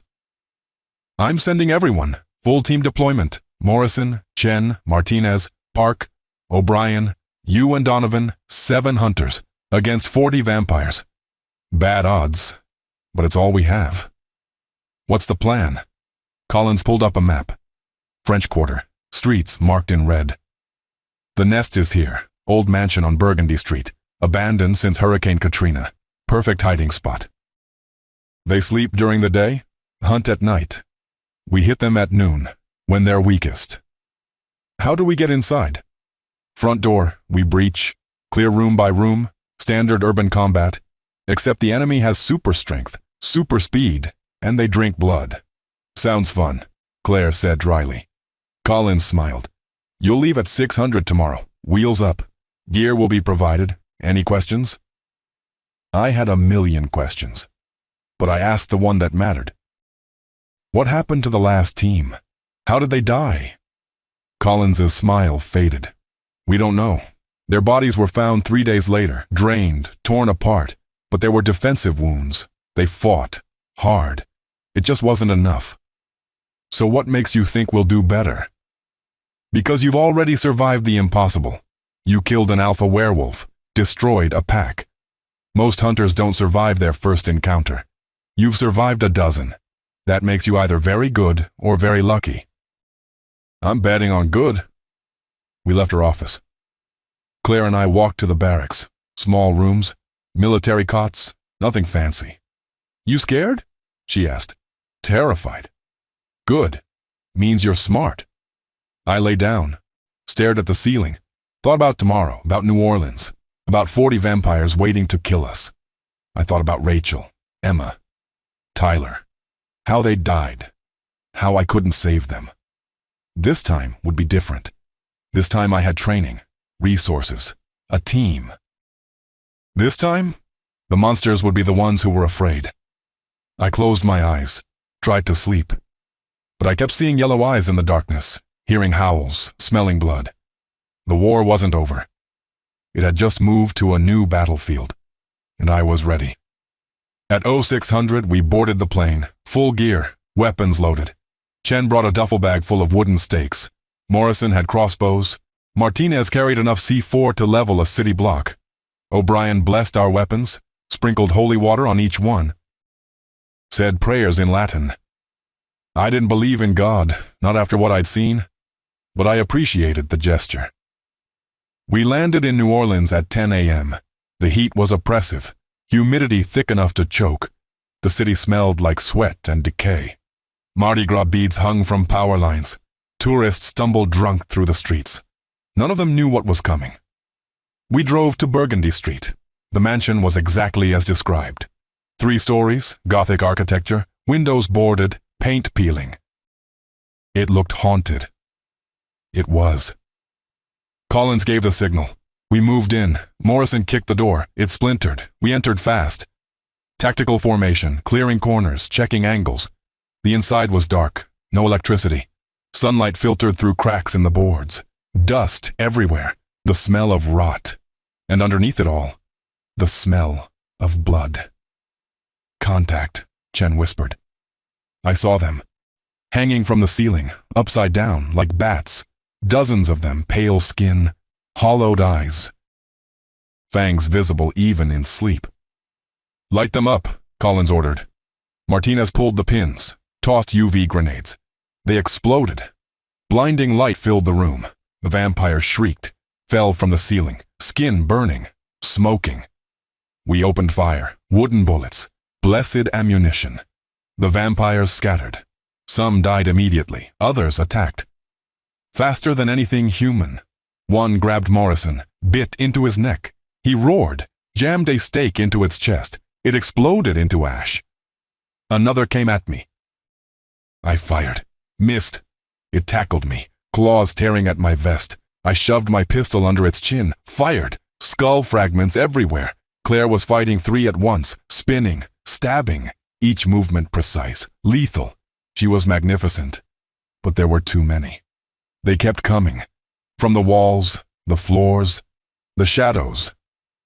Fall back, Collins shouted. We retreated to the entrance. Martinez set charges, covered our exit. Fire in the hole! The explosion was massive. The entire first floor collapsed. Vampires trapped inside, burning, screaming, but some escaped, burst through the windows, into the sunlight, their skin ignited. They ran anyway, desperate, dying. We picked them off, one by one, until there were none left. The mansion burned, black smoke rising into the New Orleans sky. Fire trucks would come eventually. But by then, we'd be gone. Collins counted bodies. 38 confirmed kills. 2 unaccounted for. They escaped, she said. Damn it! We'll find them, I said. Not today. We're pulling out. Mission's over. We left New Orleans that night. 2 vampires still alive somewhere in the city, but the nest was destroyed. The threat neutralized. On the plane, O'Brien said a prayer for the dead, for the vampires, for their victims, for us. I didn't pray. I just reloaded my weapons, because I knew this wasn't the end. It was just the beginning. We spent 3 weeks in Washington, training, recovering, waiting for the next assignment. The 2 escaped vampires from New Orleans haunted Collins. She had teams searching the city, checking morgues, following blood bank thefts. Nothing. They're either dead or they've gone underground, Morrison said during one briefing. Vampires don't just disappear, Collins replied. They're out there, planning something. She was right to worry, but we had bigger problems.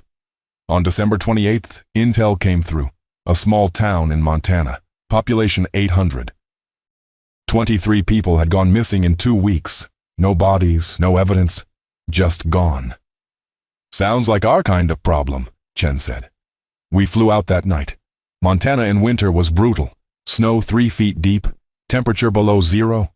The town was called Silver Creek. Mountain country, isolated, perfect hunting ground. The local sheriff met us at the town limits. His name was Dutch Reynolds, late 50s, weathered face. He looked exhausted. You federal? He asked. Something like that, Collins said. Tell us what's happening. Reynolds drove us to the station. Inside, he spread missing persons files across his desk. Men, women, children, all ages, all backgrounds. No pattern. Started 2 weeks ago, Reynolds said. First was Tommy Briggs, 16 years old. Didn't come home from school. We searched for 3 days, found nothing. Then Sarah Mitchell disappeared. Then the Carlson family. All 5 of them. Just vanished. Any witnesses? I asked. One. Old man named Frank Porter. Lives alone up in the mountains. Said he saw something. Wouldn't say what. Just kept saying, they came from the caves. Take us to him, Collins ordered. Porter's cabin was 20 miles outside town. We drove in 2 trucks. The roads were icy, treacherous. When we arrived, the cabin was dark. No smoke from the chimney. Morrison knocked. No answer. He tried the door, unlocked. We entered with weapons drawn. The cabin was freezing. Temperature inside matched outside. In the living room, we found Porter, sitting in a chair, frozen solid. His eyes were open, staring at the door, like he'd been waiting for something. "He's been dead for days," Park said. She examined the body. No wounds, no trauma. He just froze to death. "Why didn't he light a fire?" Martinez asked.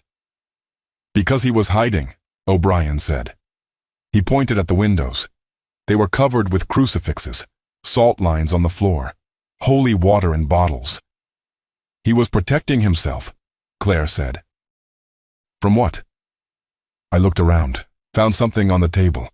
A journal. Porter's handwriting. I read it aloud. December 14th. They came down from the mountains tonight. I heard them scratching at the walls. They want inside. But the salt holds them. The crosses keep them away. I don't know how much longer I can last. December 18th. The town is cursed. Everyone who disappears goes to the caves. I know because I followed one. Saw them drag Billy Henderson into the darkness. He was screaming. They were laughing. December 22nd. I'm the last one. Everyone else is either dead or converted. The sheriff doesn't believe me. No one believes me. But I've seen them. Pale skin, red eyes, fangs like knives. They're not human. They're demons. I stopped reading, looked at Collins. Vampires. In Montana? Morrison said. That's not their usual territory. Maybe they migrated, Chen suggested. After New Orleans. Collins' face went pale. The 2 that escaped? They came here. Started a new nest. How could 2 vampires take 23 people in 2 weeks? Claire asked. They converted them, O'Brien said. Every victim becomes a vampire. Exponential growth. 2 becomes 4. 4 becomes 8. By now, they could have an army. Reynolds had followed us inside. He heard everything. His face was white. What the hell are you people talking about? Vampires, Collins said. Your town is infested with vampires.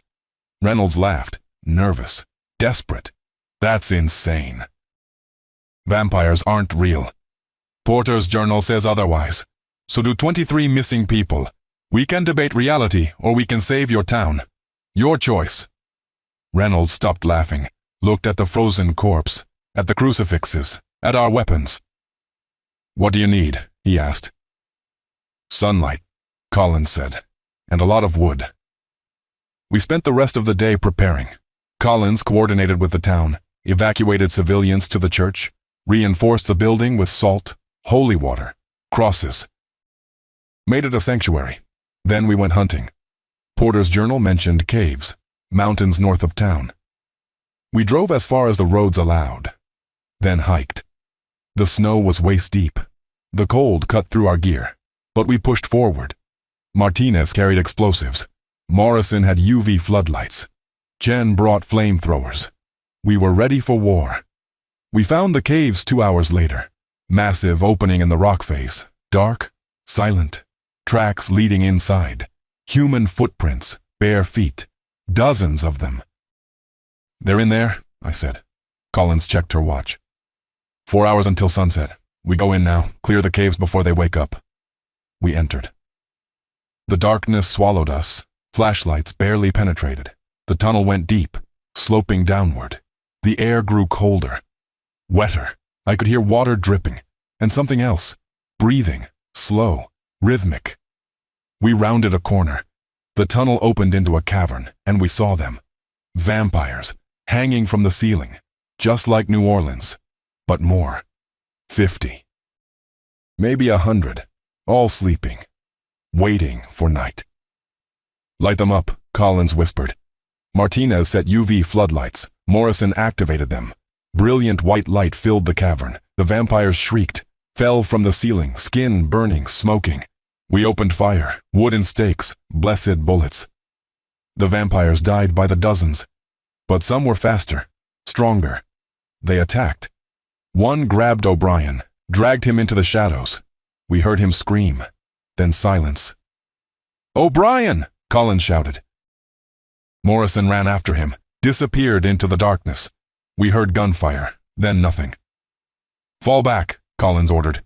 We retreated to the tunnel. The vampires followed, pouring out of the cavern, a wave of pale flesh and fangs. Martinez set charges. "Run!" We ran, out of the caves into the snow. Behind us, the mountain exploded, rock and ice collapsing, the caves sealed, everything inside buried. We stood there, gasping, bleeding, counting bodies. O'Brien was gone. Morrison was gone. 2 hunters, lost in the darkness. "We have to go back," Claire said. "There's nothing to go back to," Collins said. Her voice was cold, empty. "They're dead. We move on. We don't leave people behind. They're not people anymore, they're casualties. This is war. People die." Claire looked like she wanted to punch Collins, but she didn't. She just turned and walked away. That night we returned to Silver Creek. The town was empty, everyone hiding in the church. Reynolds met us at the door. "Did you kill them?" he asked. "Most of them," Collins said, "but some escaped. They'll come tonight, looking for food, for revenge. Then we fight." Collins shook her head. "You evacuate. Get your people out of here. We'll hold them off. Buy you time." "This is my town." "Then save it. Get them out." Reynolds hesitated, then nodded. He organized the evacuation. Buses, cars, every vehicle in town. By 10 p.m., the civilians were gone. Only we remained. 5 hunters against an unknown number of vampires. "Bad odds," Chen said. "We've had worse," Martinez replied. We fortified the church, boarded windows, reinforced doors, set traps, holy water, UV lights, crosses everywhere. Then we waited. Midnight came, we heard them. Footsteps in the snow, whispers, laughter. They surrounded the church. Dozens of them, maybe more. "Here we go," Collins said. The first vampire hit the door. It exploded inward. We opened fire. The vampire fell. Another took its place, then another. They poured in, overwhelming us. I fired until my magazine was empty, switched to the knife, stabbed, slashed, blood everywhere. Claire fought beside me, back to back. We moved together, fluid, synchronized, years of combat training. Instinct. A vampire grabbed my arm, bit down. I felt teeth pierce skin, inject venom, the infection spreading. Not again. I jammed the knife into its eye. It released me, fell. I stumbled. Dizzy. The venom was fast. Stronger than werewolf infection. "Marcus!" Claire caught me, injected something into my arm. Wolfsbane, silver nitrate, emergency treatment. The pain was instant, fire in my veins, but the venom stopped spreading, neutralized. "Stay with me," Claire said. I nodded, stood, kept fighting. Martinez detonated explosives. The front wall collapsed, burying vampires, sealing the entrance. But they came through the windows, the roof, the floor, everywhere. Chen was down, throat torn open. Blood pooling. Martinez was fighting 3 at once. He pulled a grenade, smiled. "See you in hell." The explosion took him and 5 vampires. The church shook, ceiling cracking. "We need to leave," Collins shouted. We ran, out the back, into the snow. Behind us, the church burned. Vampires trapped inside, screaming. But some followed, fast, relentless. I turned, fired, empty. No more bullets, no more stakes, just the knife. A vampire lunged. I met it head on. We collided, fell into the snow. It bit my shoulder. I stabbed its chest. It didn't die, just laughed. Then its head exploded. Claire's rifle, blessed bullets. She pulled me up. "Move!" We ran, through the forest. The vampires followed, hunting. We reached a clearing, surrounded, nowhere left to run. Collins checked her weapon. 1 bullet left. She looked at us. "It's been an honor." "Wait," I said. I looked east. The sky was lightening. Dawn was coming. Hold them off, just a few more minutes. We formed a circle. Backs together, weapons ready. The vampires closed in, slowly, savoring the kill.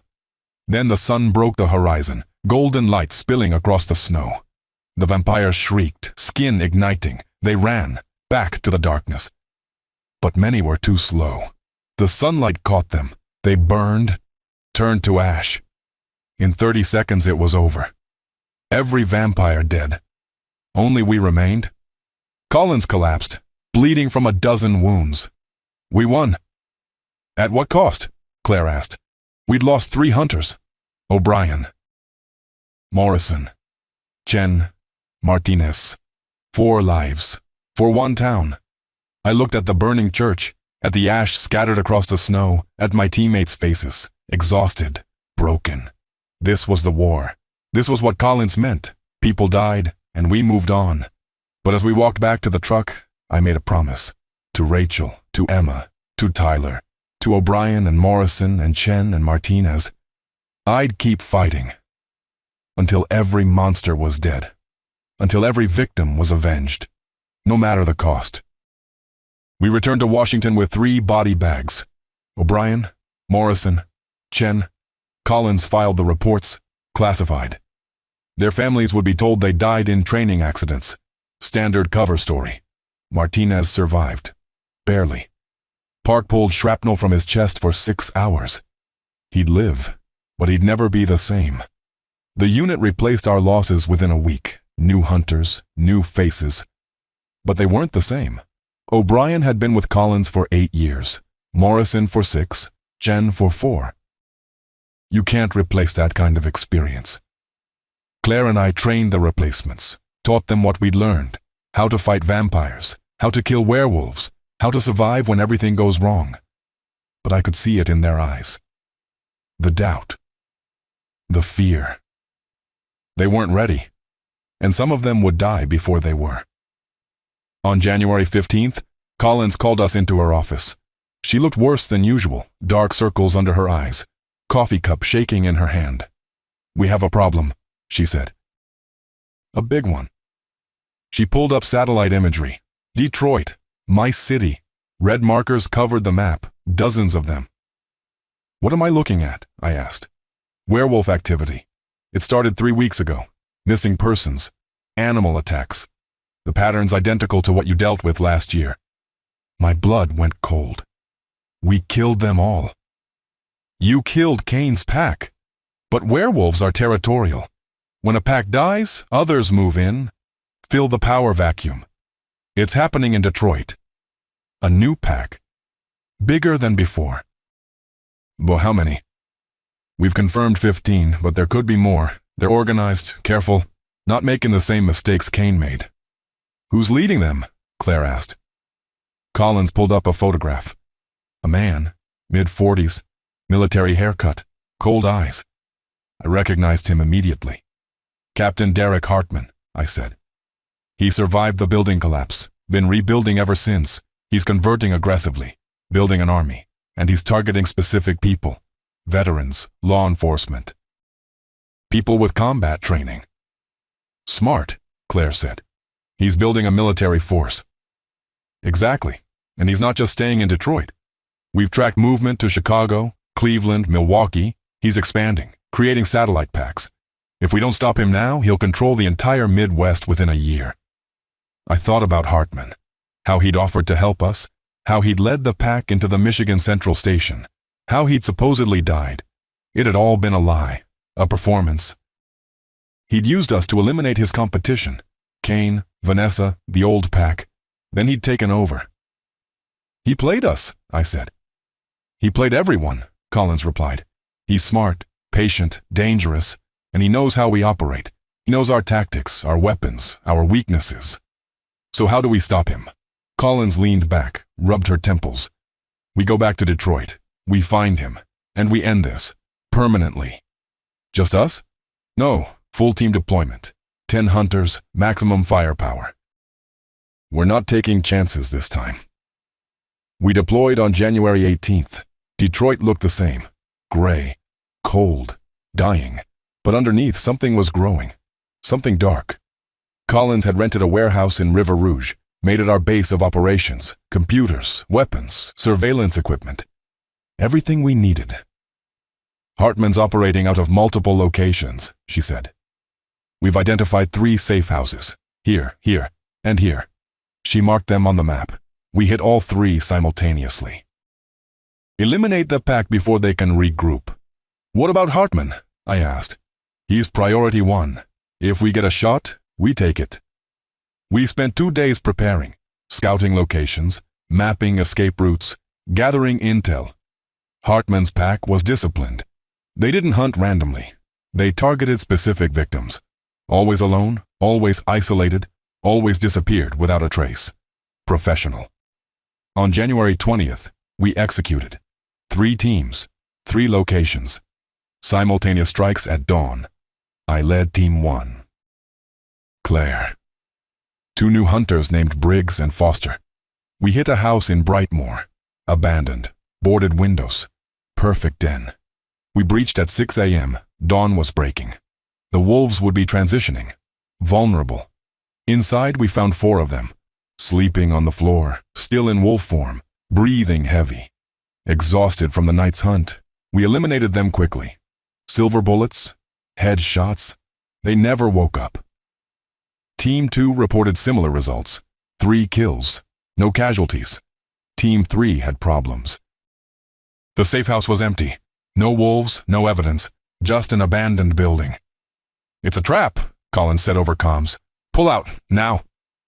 But it was too late. The building exploded. Team 3 was inside, all 4 hunters, dead instantly. All teams fall back to base, Collins ordered. We retreated, but on the drive back, we hit roadblocks.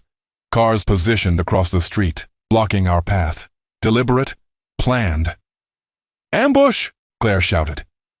They came from the buildings, the alleys, the rooftops. Wolves, dozens of them, all transformed, all attacking at once. I floored the accelerator, smashed through the roadblock, metal screaming, airbags deploying. But we broke through, kept driving. Behind us I heard gunfire, screams. Team 2 was engaged, fighting for their lives. We reached the warehouse. Collins was waiting, face pale. We're compromised. Hartman knew we were coming. He set this whole thing up. How? Briggs asked. Someone talked, or he's been watching us. Either way, we need to leave. Now.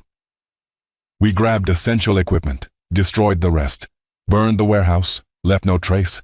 As we drove away, I saw them.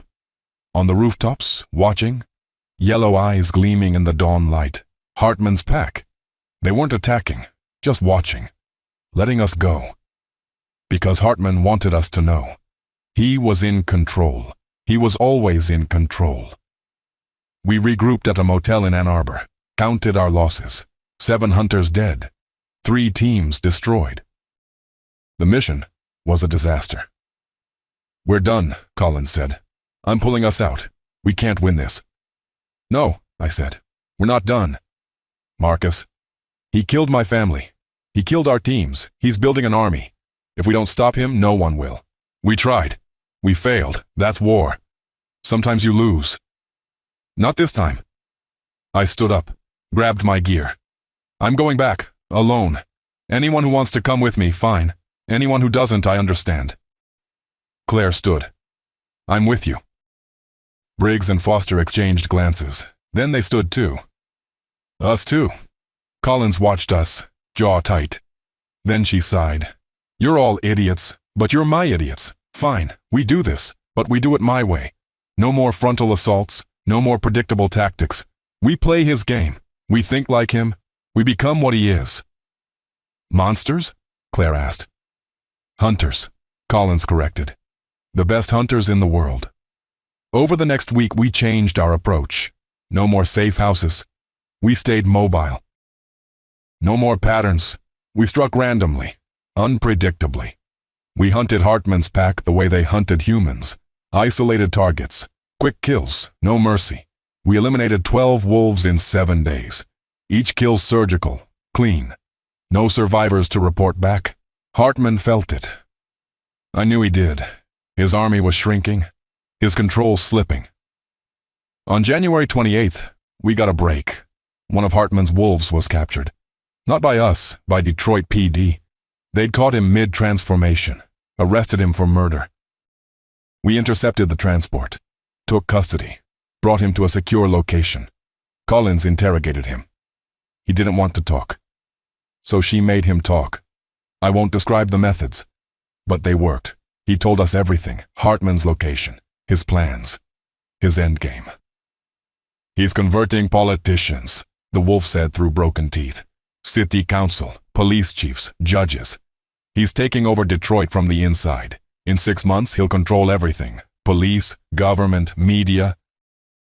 And no one will be able to stop him. Where is he now? Collins demanded.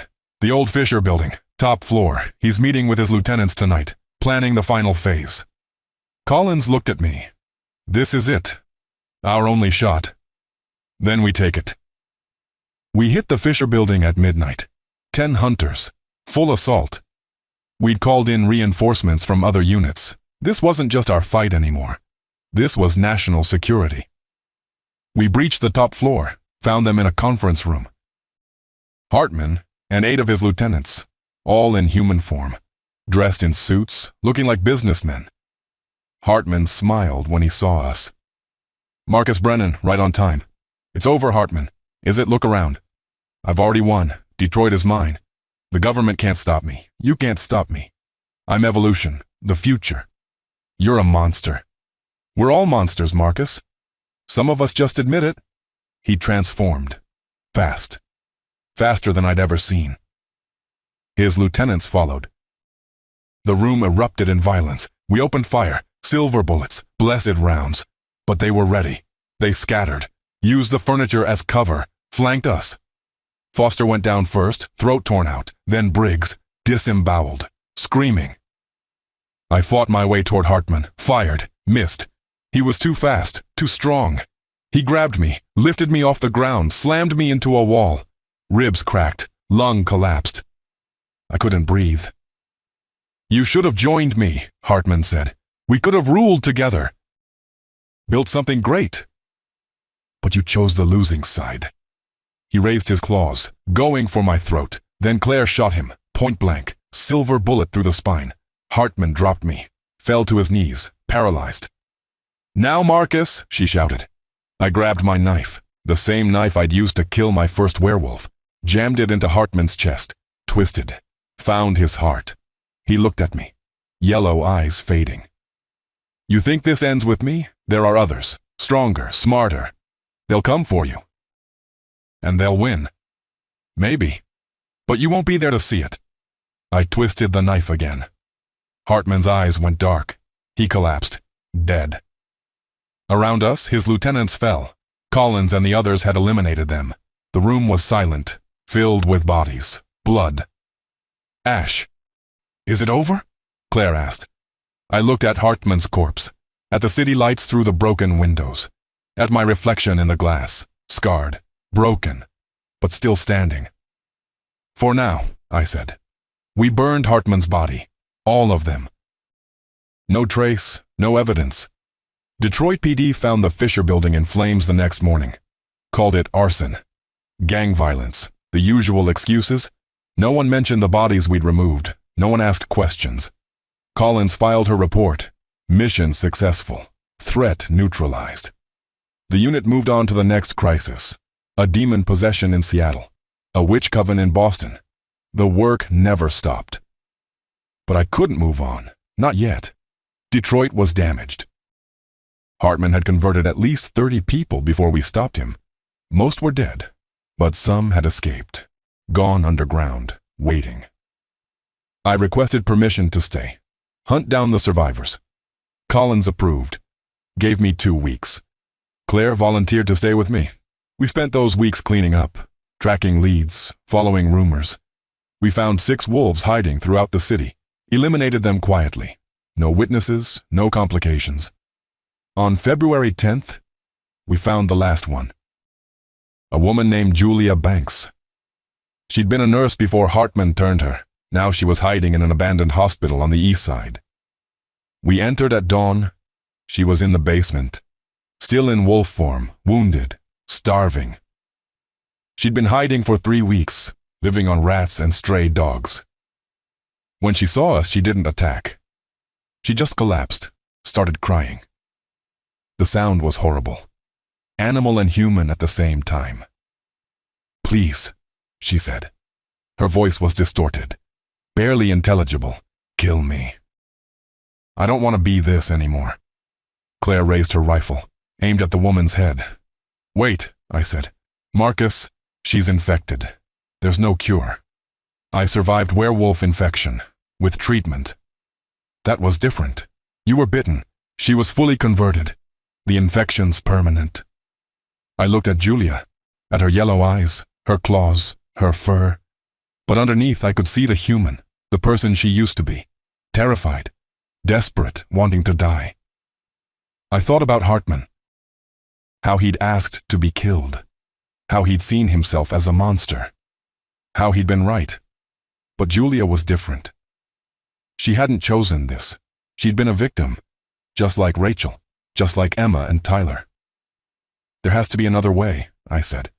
Claire lowered her weapon. "You know there isn't." "Then we find one. We bring her to Park, let her study the infection. Maybe there's a cure, maybe we can save her. And if we can't, then we kill her, humanely, not like this." Claire hesitated. Then nodded. "Your call." We sedated Julia, transported her back to Washington. Park set up a containment facility, medical equipment, observation cameras. She ran tests for 3 days. On the 3rd day, she called us into her lab. Julia was strapped to a table, still in wolf form, but her eyes were different, more human, more aware. "I've identified the infection vector," Park said. "It's a virus, highly aggressive. It rewrites DNA at the cellular level. Transforms human tissue into something else, something stronger, faster, but also unstable." "Can you cure it?" I asked. "No. The transformation is permanent. Once the DNA is rewritten, there's no reversing it. But I can suppress it, keep her in human form, block the transformation." "How?" "Gene therapy, combined with chemical suppressants. She'd need injections every 12 hours for the rest of her life, and she'd still have enhanced strength, enhanced senses. The animal would always be there, just controlled." "Would she be safe? Around civilians?" Park hesitated. "I don't know. The therapy is experimental. It could fail. She could transform, kill people. It's a risk." I looked at Julia. She was watching me, listening, understanding every word. "What do you want?" I asked her. She didn't answer immediately. When she did, her voice was clearer, more human. "I want to live, but not like this, not as a monster. If you can help me, I'll do whatever it takes.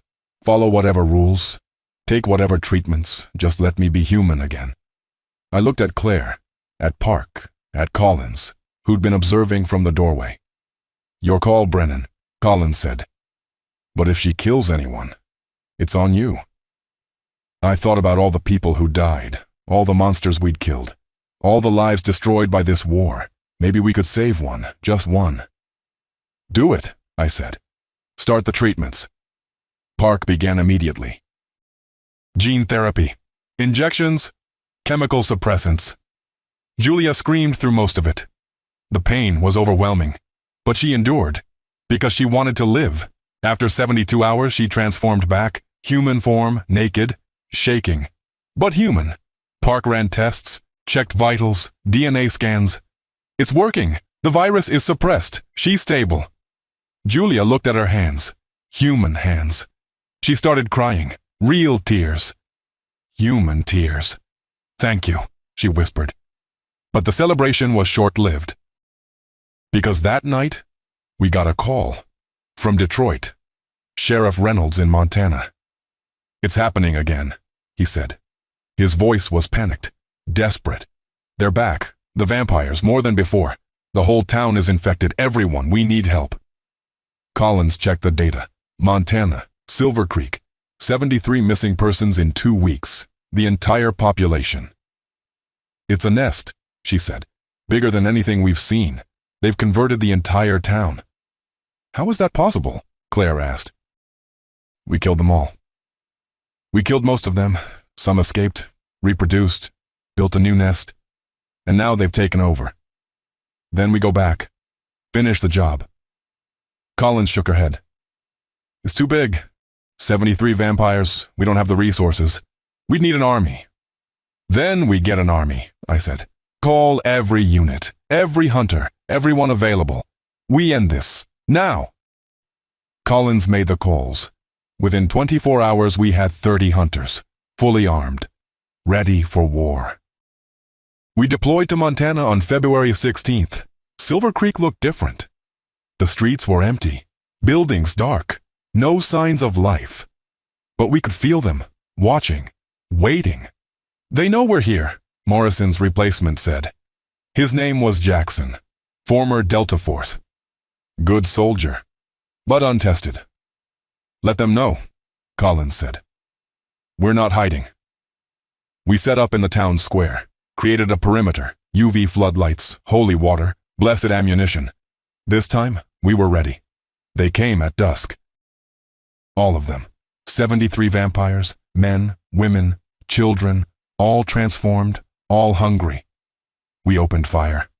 The square lit up, gunfire, screams, explosions. The vampires fell by the dozens, but they kept coming, overwhelming our positions. Jackson went down first, throat torn out, then 3 others ripped apart. Fall back to the church, Collins ordered. We retreated, fighting every step. The vampires followed, relentless, unstoppable.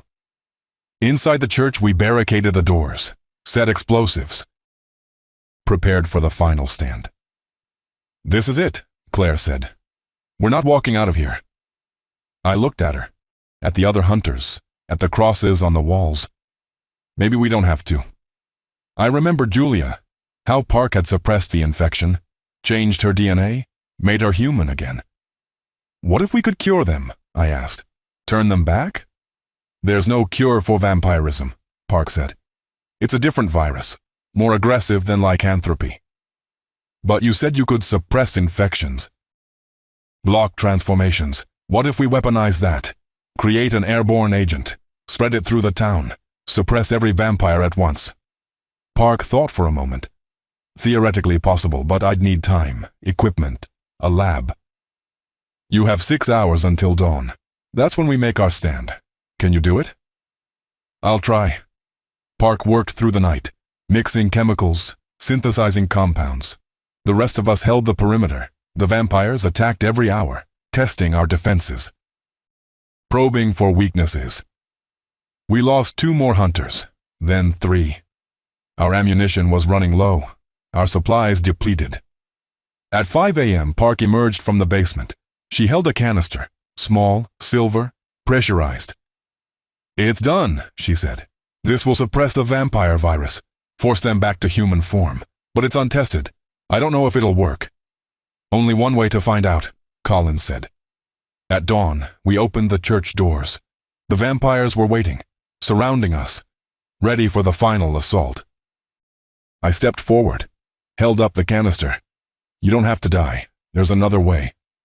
One vampire stepped forward, young, maybe 16. He'd been one of Reynolds' deputies. What way? He asked. This will cure you, make you human again. All you have to do is breathe it in. Why should we trust you? Because the alternative is we kill all of you, and ourselves in the process. Nobody wins. But this way, everyone lives. The vampires conferred, whispered, argued. Finally, the young one nodded. Do it. I activated the canister. White gas hissed out, spread across the square. The vampires breathed it in. One by one, they collapsed, convulsing, screaming. Then they stopped moving, just lay there, silent. Did it work? Claire asked. Park checked the closest one, took readings. Vitals are stable. The virus is suppressed. They're human again. Over the next hour, they woke up, confused, disoriented, but human. The infection was gone. They remembered everything, the killing, the feeding, the horror. Some couldn't handle it, killed themselves. Others just cried, broken by what they'd become, but most survived. Reynolds organized medical care, counseling, support. Silver Creek would recover, eventually. We left that afternoon, mission complete, threat neutralized, no casualties. For once, we'd won without losing anyone. On the flight back, Collins approached me. "What you did back there, with the cure, that was good thinking." Park did the work, but you had the idea. You saw a solution no one else did. That's valuable. That's leadership. I'm not a leader. You are now. I'm promoting you. Field commander. You'll lead operations, train new hunters, build teams. Can you handle that? I thought about Rachel, Emma, Tyler, about O'Brien and Morrison and Chen and Martinez, about Julia and the people of Silver Creek. "Yeah," I said, "I can handle it." 3 months passed. I trained 15 new hunters. Taught them everything I'd learned. How to identify threats, how to kill efficiently, how to survive. Some of them were good, natural fighters. They'd last years. Others were weak. They'd die on their first mission. I couldn't save them all.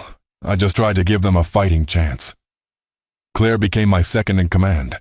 We ran operations across the country, werewolf packs in Oregon, vampire nests in Florida, a demon possession in Kansas. We won more than we lost. But every victory cost something. Julia recovered. The gene therapy worked. She stayed human, controlled. Park kept her under observation, ran tests, refined the treatment. Eventually, she developed a permanent cure, 1 injection. The infection gone forever. Julia was the first success. But there would be others. We started using the cure in the field, converting enemies instead of killing them. It wasn't always possible. Some creatures were too far gone, too violent. But when it worked, it saved lives. On May 3rd, we got a call. Priority 1. Collins summoned the entire unit, every available hunter. 50 of us total. "We have a situation," she said. "Chicago. There's a supernatural convention happening. Vampires, werewolves, demons, witches. All gathering in one location. Hundreds of them." "Why?" I asked. "Peace talks. They're forming an alliance, uniting against us, against humanity. If they succeed, we're outnumbered, outgunned.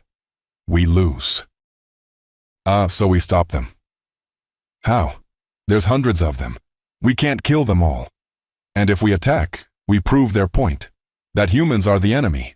We push them closer together." "Then what do you suggest?" Collins pulled up a photograph. A woman, mid-30s, beautiful. Black hair, red dress.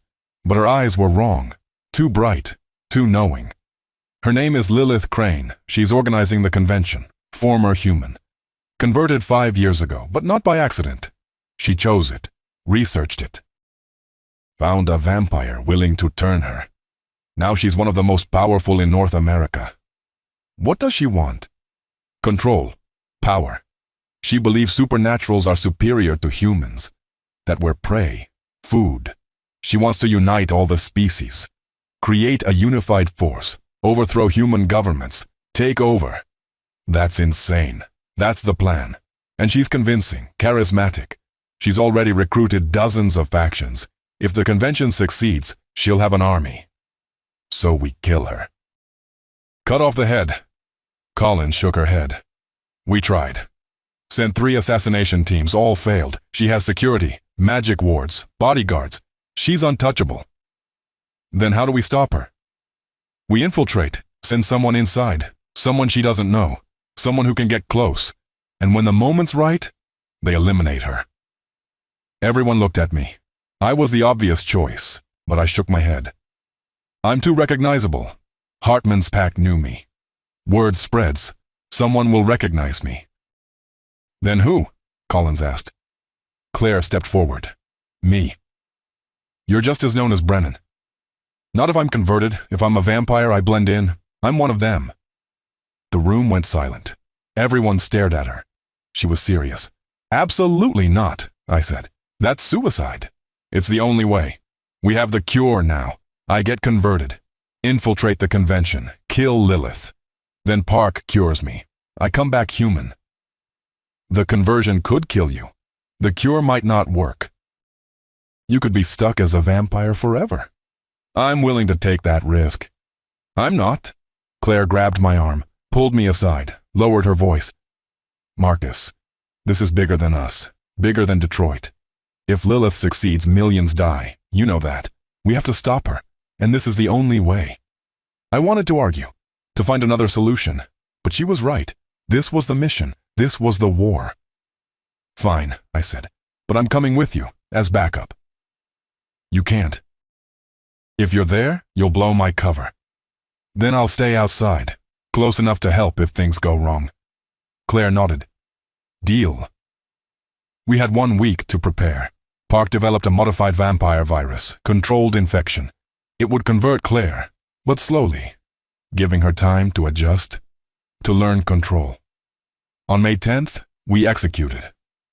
Park injected Claire with the virus. She screamed, convulsed. Her body temperature spiked. 110, 115. She should have died, but she didn't. After 6 hours, the transformation completed. Claire opened her eyes. They glowed red. Her skin was pale, her canines extended. She was a vampire. How do you feel? Park asked. Claire tested her new body, flexed her hands, her strength. Different, stronger, faster, and hungry. God, I'm so hungry. That's normal, the bloodlust. You need to feed. On what? Park handed her a blood bag.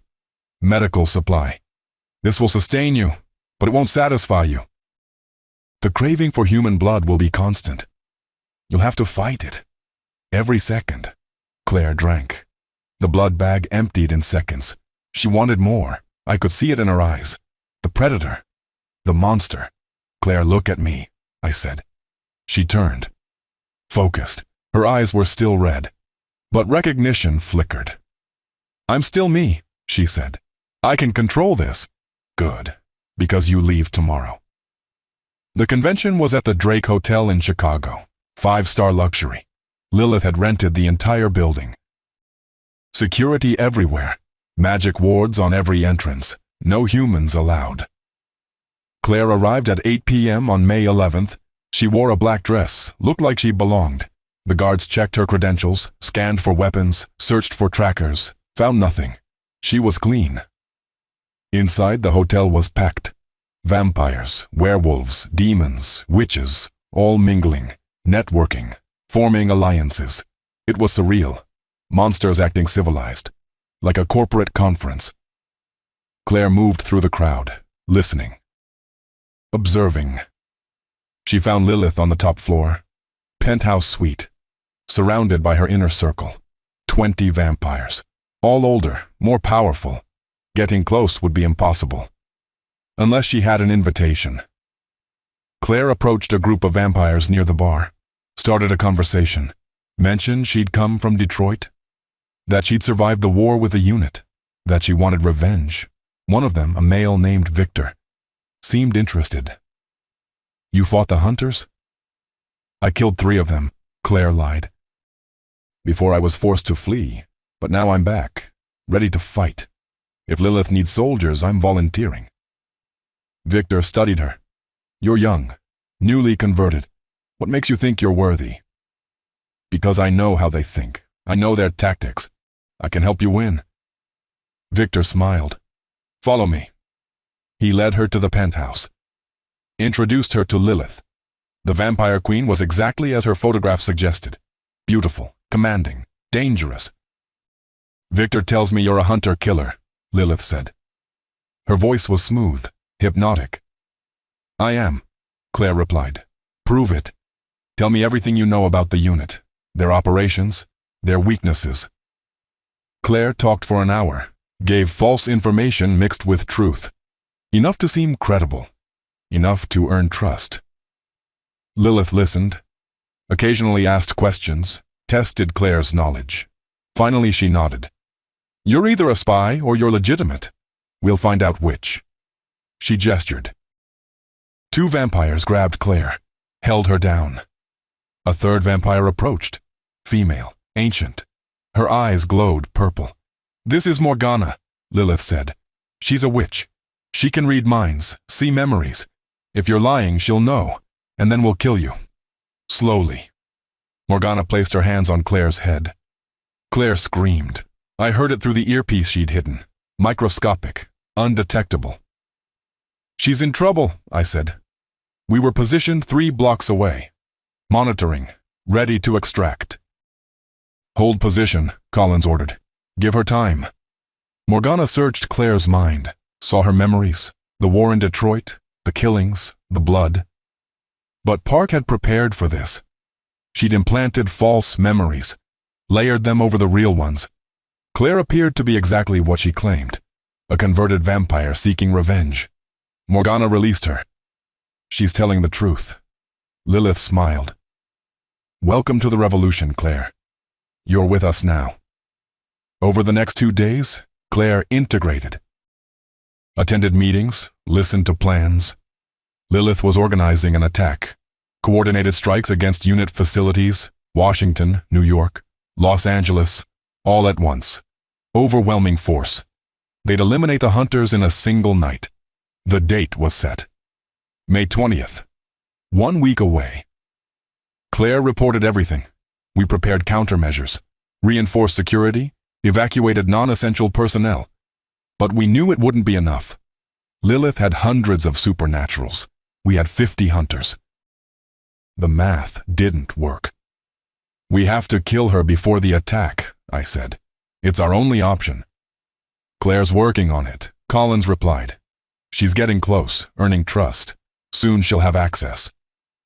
On May 16th, Lilith invited Claire to a private meeting, just the 2 of them. Penthouse suite, no guards. "This is it," Claire said through the earpiece. "I'm going in." "Be careful," I said.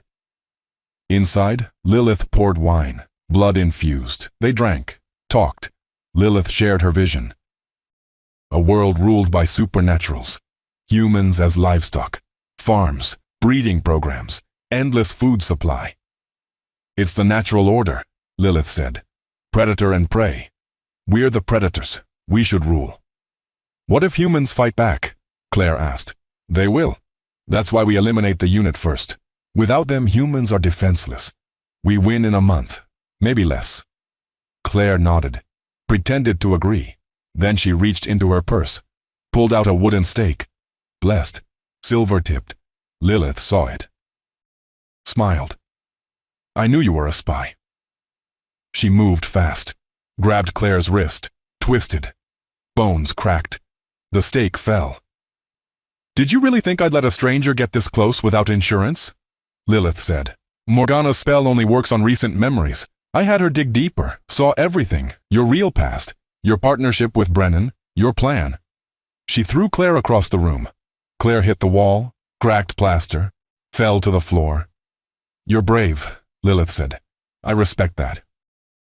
But you're also foolish, and now you die." She advanced, claws extended, going for Claire's heart. I burst through the window, 3 stories up, shattered glass everywhere, hit Lilith mid-stride. We tumbled, rolled across the floor. "Marcus!" Claire shouted.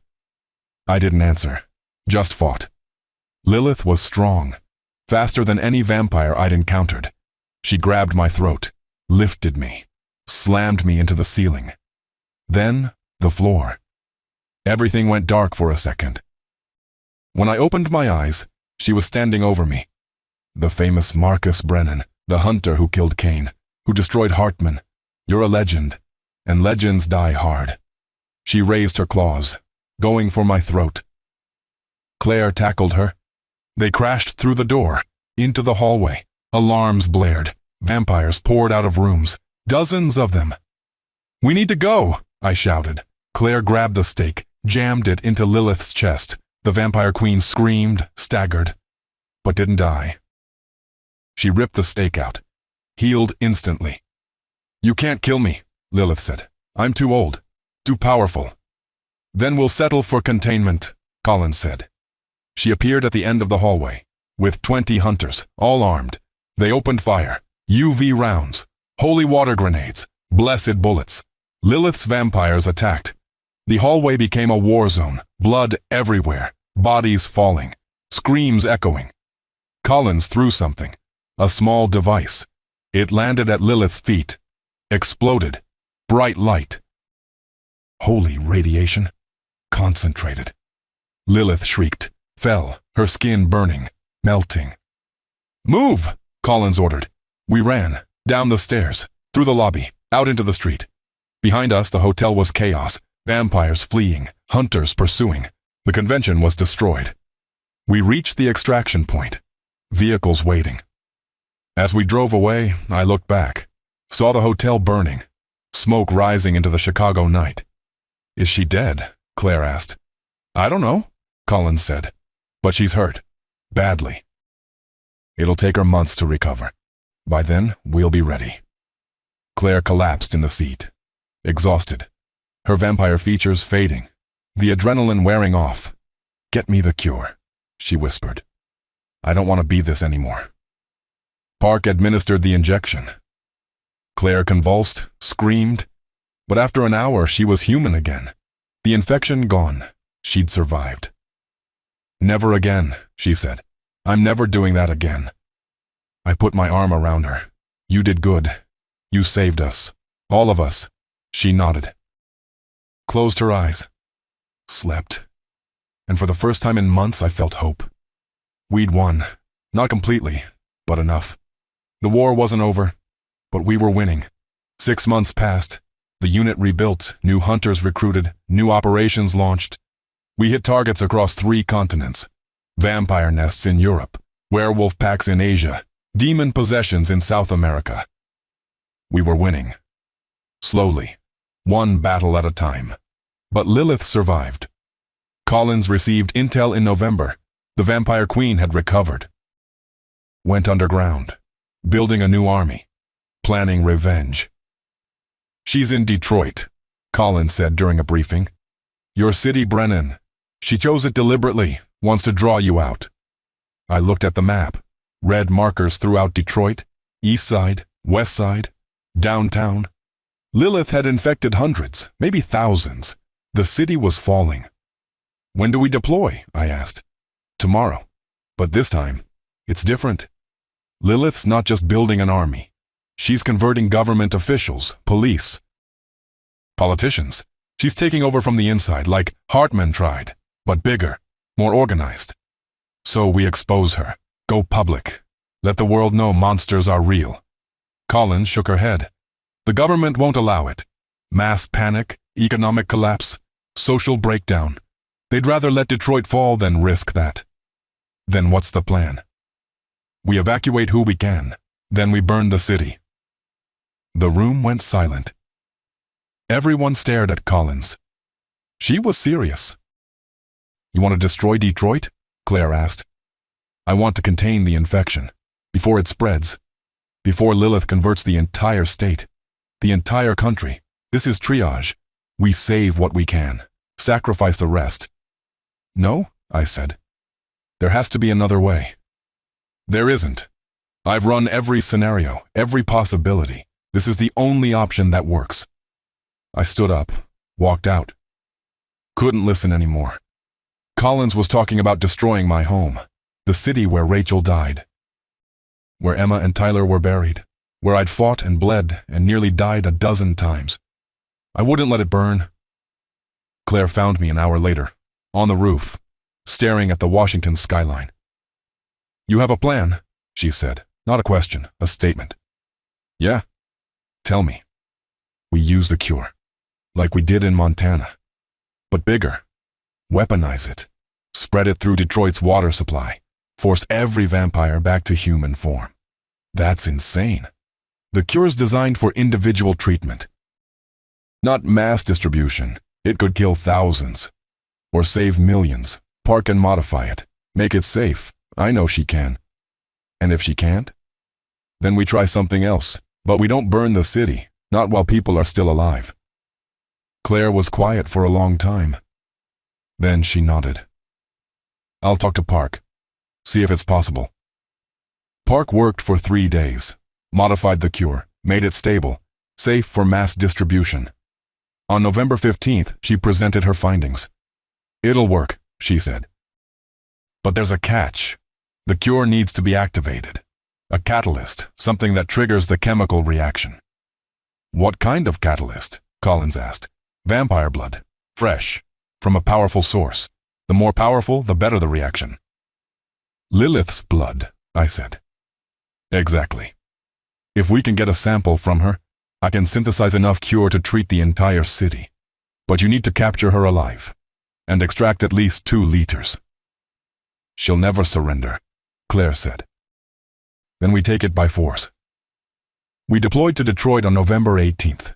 20 hunters, armed with tranquilizers, nets, restraints. Our mission wasn't to kill. It was to capture. Collins had tracked Lilith to an abandoned theater on Woodward Avenue. She'd made it her throne room, surrounded by her inner circle, protected by magic wards, security, traps. Getting inside would be suicide. But we had an advantage. Julia Banks, the cured werewolf. She'd volunteered to help, to repay us for saving her. "I can get you inside," she said. "I still have enhanced senses, enhanced strength. I can bypass the security, lead you to Lilith." "It's too dangerous," I said. "I owe you my life. Let me do this." Julia infiltrated on November 19th, alone, unarmed. She walked through the front entrance, past the guards. They didn't stop her, didn't question her. She looked human, smelled human. But underneath, she still had traces of the infection, enough to register as supernatural. She reached the throne room. Lilith was waiting, sitting in a velvet chair, surrounded by vampires. She smiled when Julia entered. "Another recruit?" Lilith asked. "I'm here to join you," Julia lied. "To fight the unit. They experimented on me, turned me into a weapon, but I escaped. Now I want revenge." Lilith studied her. "You're lying?" She moved fast, grabbed Julia by the throat, lifted her off the ground. "You smell like the cure, like hope, like failure. You're one of theirs." "Now!" Julia shouted. We breached, 20 hunters smashing through windows, doors, walls. We hit them from every direction. Tranquilizer darts, UV grenades, holy water. The vampires scattered, confused, overwhelmed. But Lilith didn't run. She threw Julia aside, transformed. Her body changed, grew larger, more monstrous. Her skin turned black, her eyes glowed red. Wings erupted from her back, massive, bat-like. "She's not just a vampire," Park said over comms. "She's something else. Something older." "A demon," O'Brien's replacement said. Father Thomas. He'd been studying demonology for 30 years. "She's possessed. The vampire infection mixed with demonic essence. She's a hybrid." "How do we stop her?" I asked. "Exorcism. But it'll take time. You need to restrain her first." We attacked, all of us. Firing, stabbing, burning. Lilith fought back, killed 3 hunters in seconds, ripped them apart. Their blood sprayed across the walls. Claire shot her with tranquilizers. 6 darts, enough to drop an elephant. Lilith laughed, pulled them out, healed instantly. "You can't stop me," she said. "I'm eternal, I'm death. I'm the end of your species." Then Julia tackled her. They crashed into the throne, broke through the floor, fell into the basement. We followed, found them fighting in the darkness. Julia was holding her own, enhanced strength, enhanced speed. She was matching Lilith blow for blow. "The net!" I shouted. Morrison's replacement threw it. Blessed silver mesh. It wrapped around Lilith. She screamed, the silver burning her skin, smoke rising. We pulled the net tight, restrained her.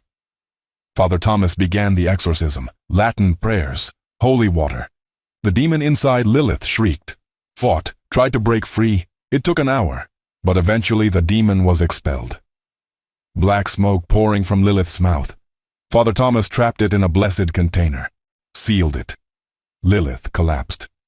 Still a vampire, but no longer possessed. Weakened. Vulnerable. "Get the blood," I ordered. Park extracted 2 liters. Lilith screamed. thrashed, but we held her down. When Park finished, we had what we needed. "What do we do with her?" Claire asked. I looked at Lilith, at the monster who'd tried to destroy everything, who'd killed dozens of hunters, who'd nearly won. "We cure her," I said. "Make her human. Let her live with what she's done." Park injected the cure. Lilith convulsed, transformed. After 10 minutes, she was human, pale, weak, crying. "Please," she whispered. "Kill me. I don't want to remember. I don't want to live with this." "That's your punishment," I said. "Living." We left her in the theater, alone, human. The police would find her eventually. She'd face trial, prison, justice. But our work wasn't done. Park synthesized the cure, used Lilith's blood as the catalyst, created enough to treat Detroit's entire water supply. On November 22nd, we deployed it, contaminated every reservoir, every pipeline, every source. Within 48 hours, every vampire in Detroit transformed back. Thousands of them, confused, terrified, human. Some couldn't handle it, killed themselves, others sought help, therapy, support. The city organized programs, rehabilitation, healing. Detroit survived, damaged, scarred, but alive. Collins congratulated us, called it our greatest victory, the unit's greatest achievement. We'd saved a city without destroying it, proven that monsters could be cured, redeemed. "You did good, Brennan," she said. "Your family would be proud." I thought about Rachel, Emma, Tyler, about the night they died, the night that started this war. "Maybe," I said. "But the war's not over. It never is. There's always another threat, another monster. That's why we exist." She was right. 2 weeks later, we got a call. A vampire nest in Seattle, a werewolf pack in Denver, a demon possession in Miami. The work continued. The war raged on, but I was ready. I had a team, resources, purpose. I lost my family, but I'd gained something else. A mission, a reason to keep fighting. I was Marcus Brennan, soldier, hunter, survivor, and I'd keep fighting until every monster was dead, until every victim was avenged, until the world was safe, or until I died trying, because that's what soldiers do. We fight, we bleed, we sacrifice, and we never give up. Not ever. Marcus Brennan's journey from broken veteran to supernatural hunter is a brutal testament to the price of vengeance and the monsters we must become to fight the darkness. The war against the supernatural never ends, and we'll be here to uncover every battle, every sacrifice, every blood-soaked truth. Like this video if you felt the raw fury of his hunt. Comment below. Which encounter shook you the most? The Detroit Massacre, the Montana Siege, or the Chicago infiltration? Share it with someone who needs to know that monsters walk among us, and there are those who hunt them in the shadows. And if you dare to witness more horrors lurking in the night, subscribe to Mr. Midnight Horror and hit that notification bell. Because when darkness falls and creatures rise, you'll want us by your side to face what comes next.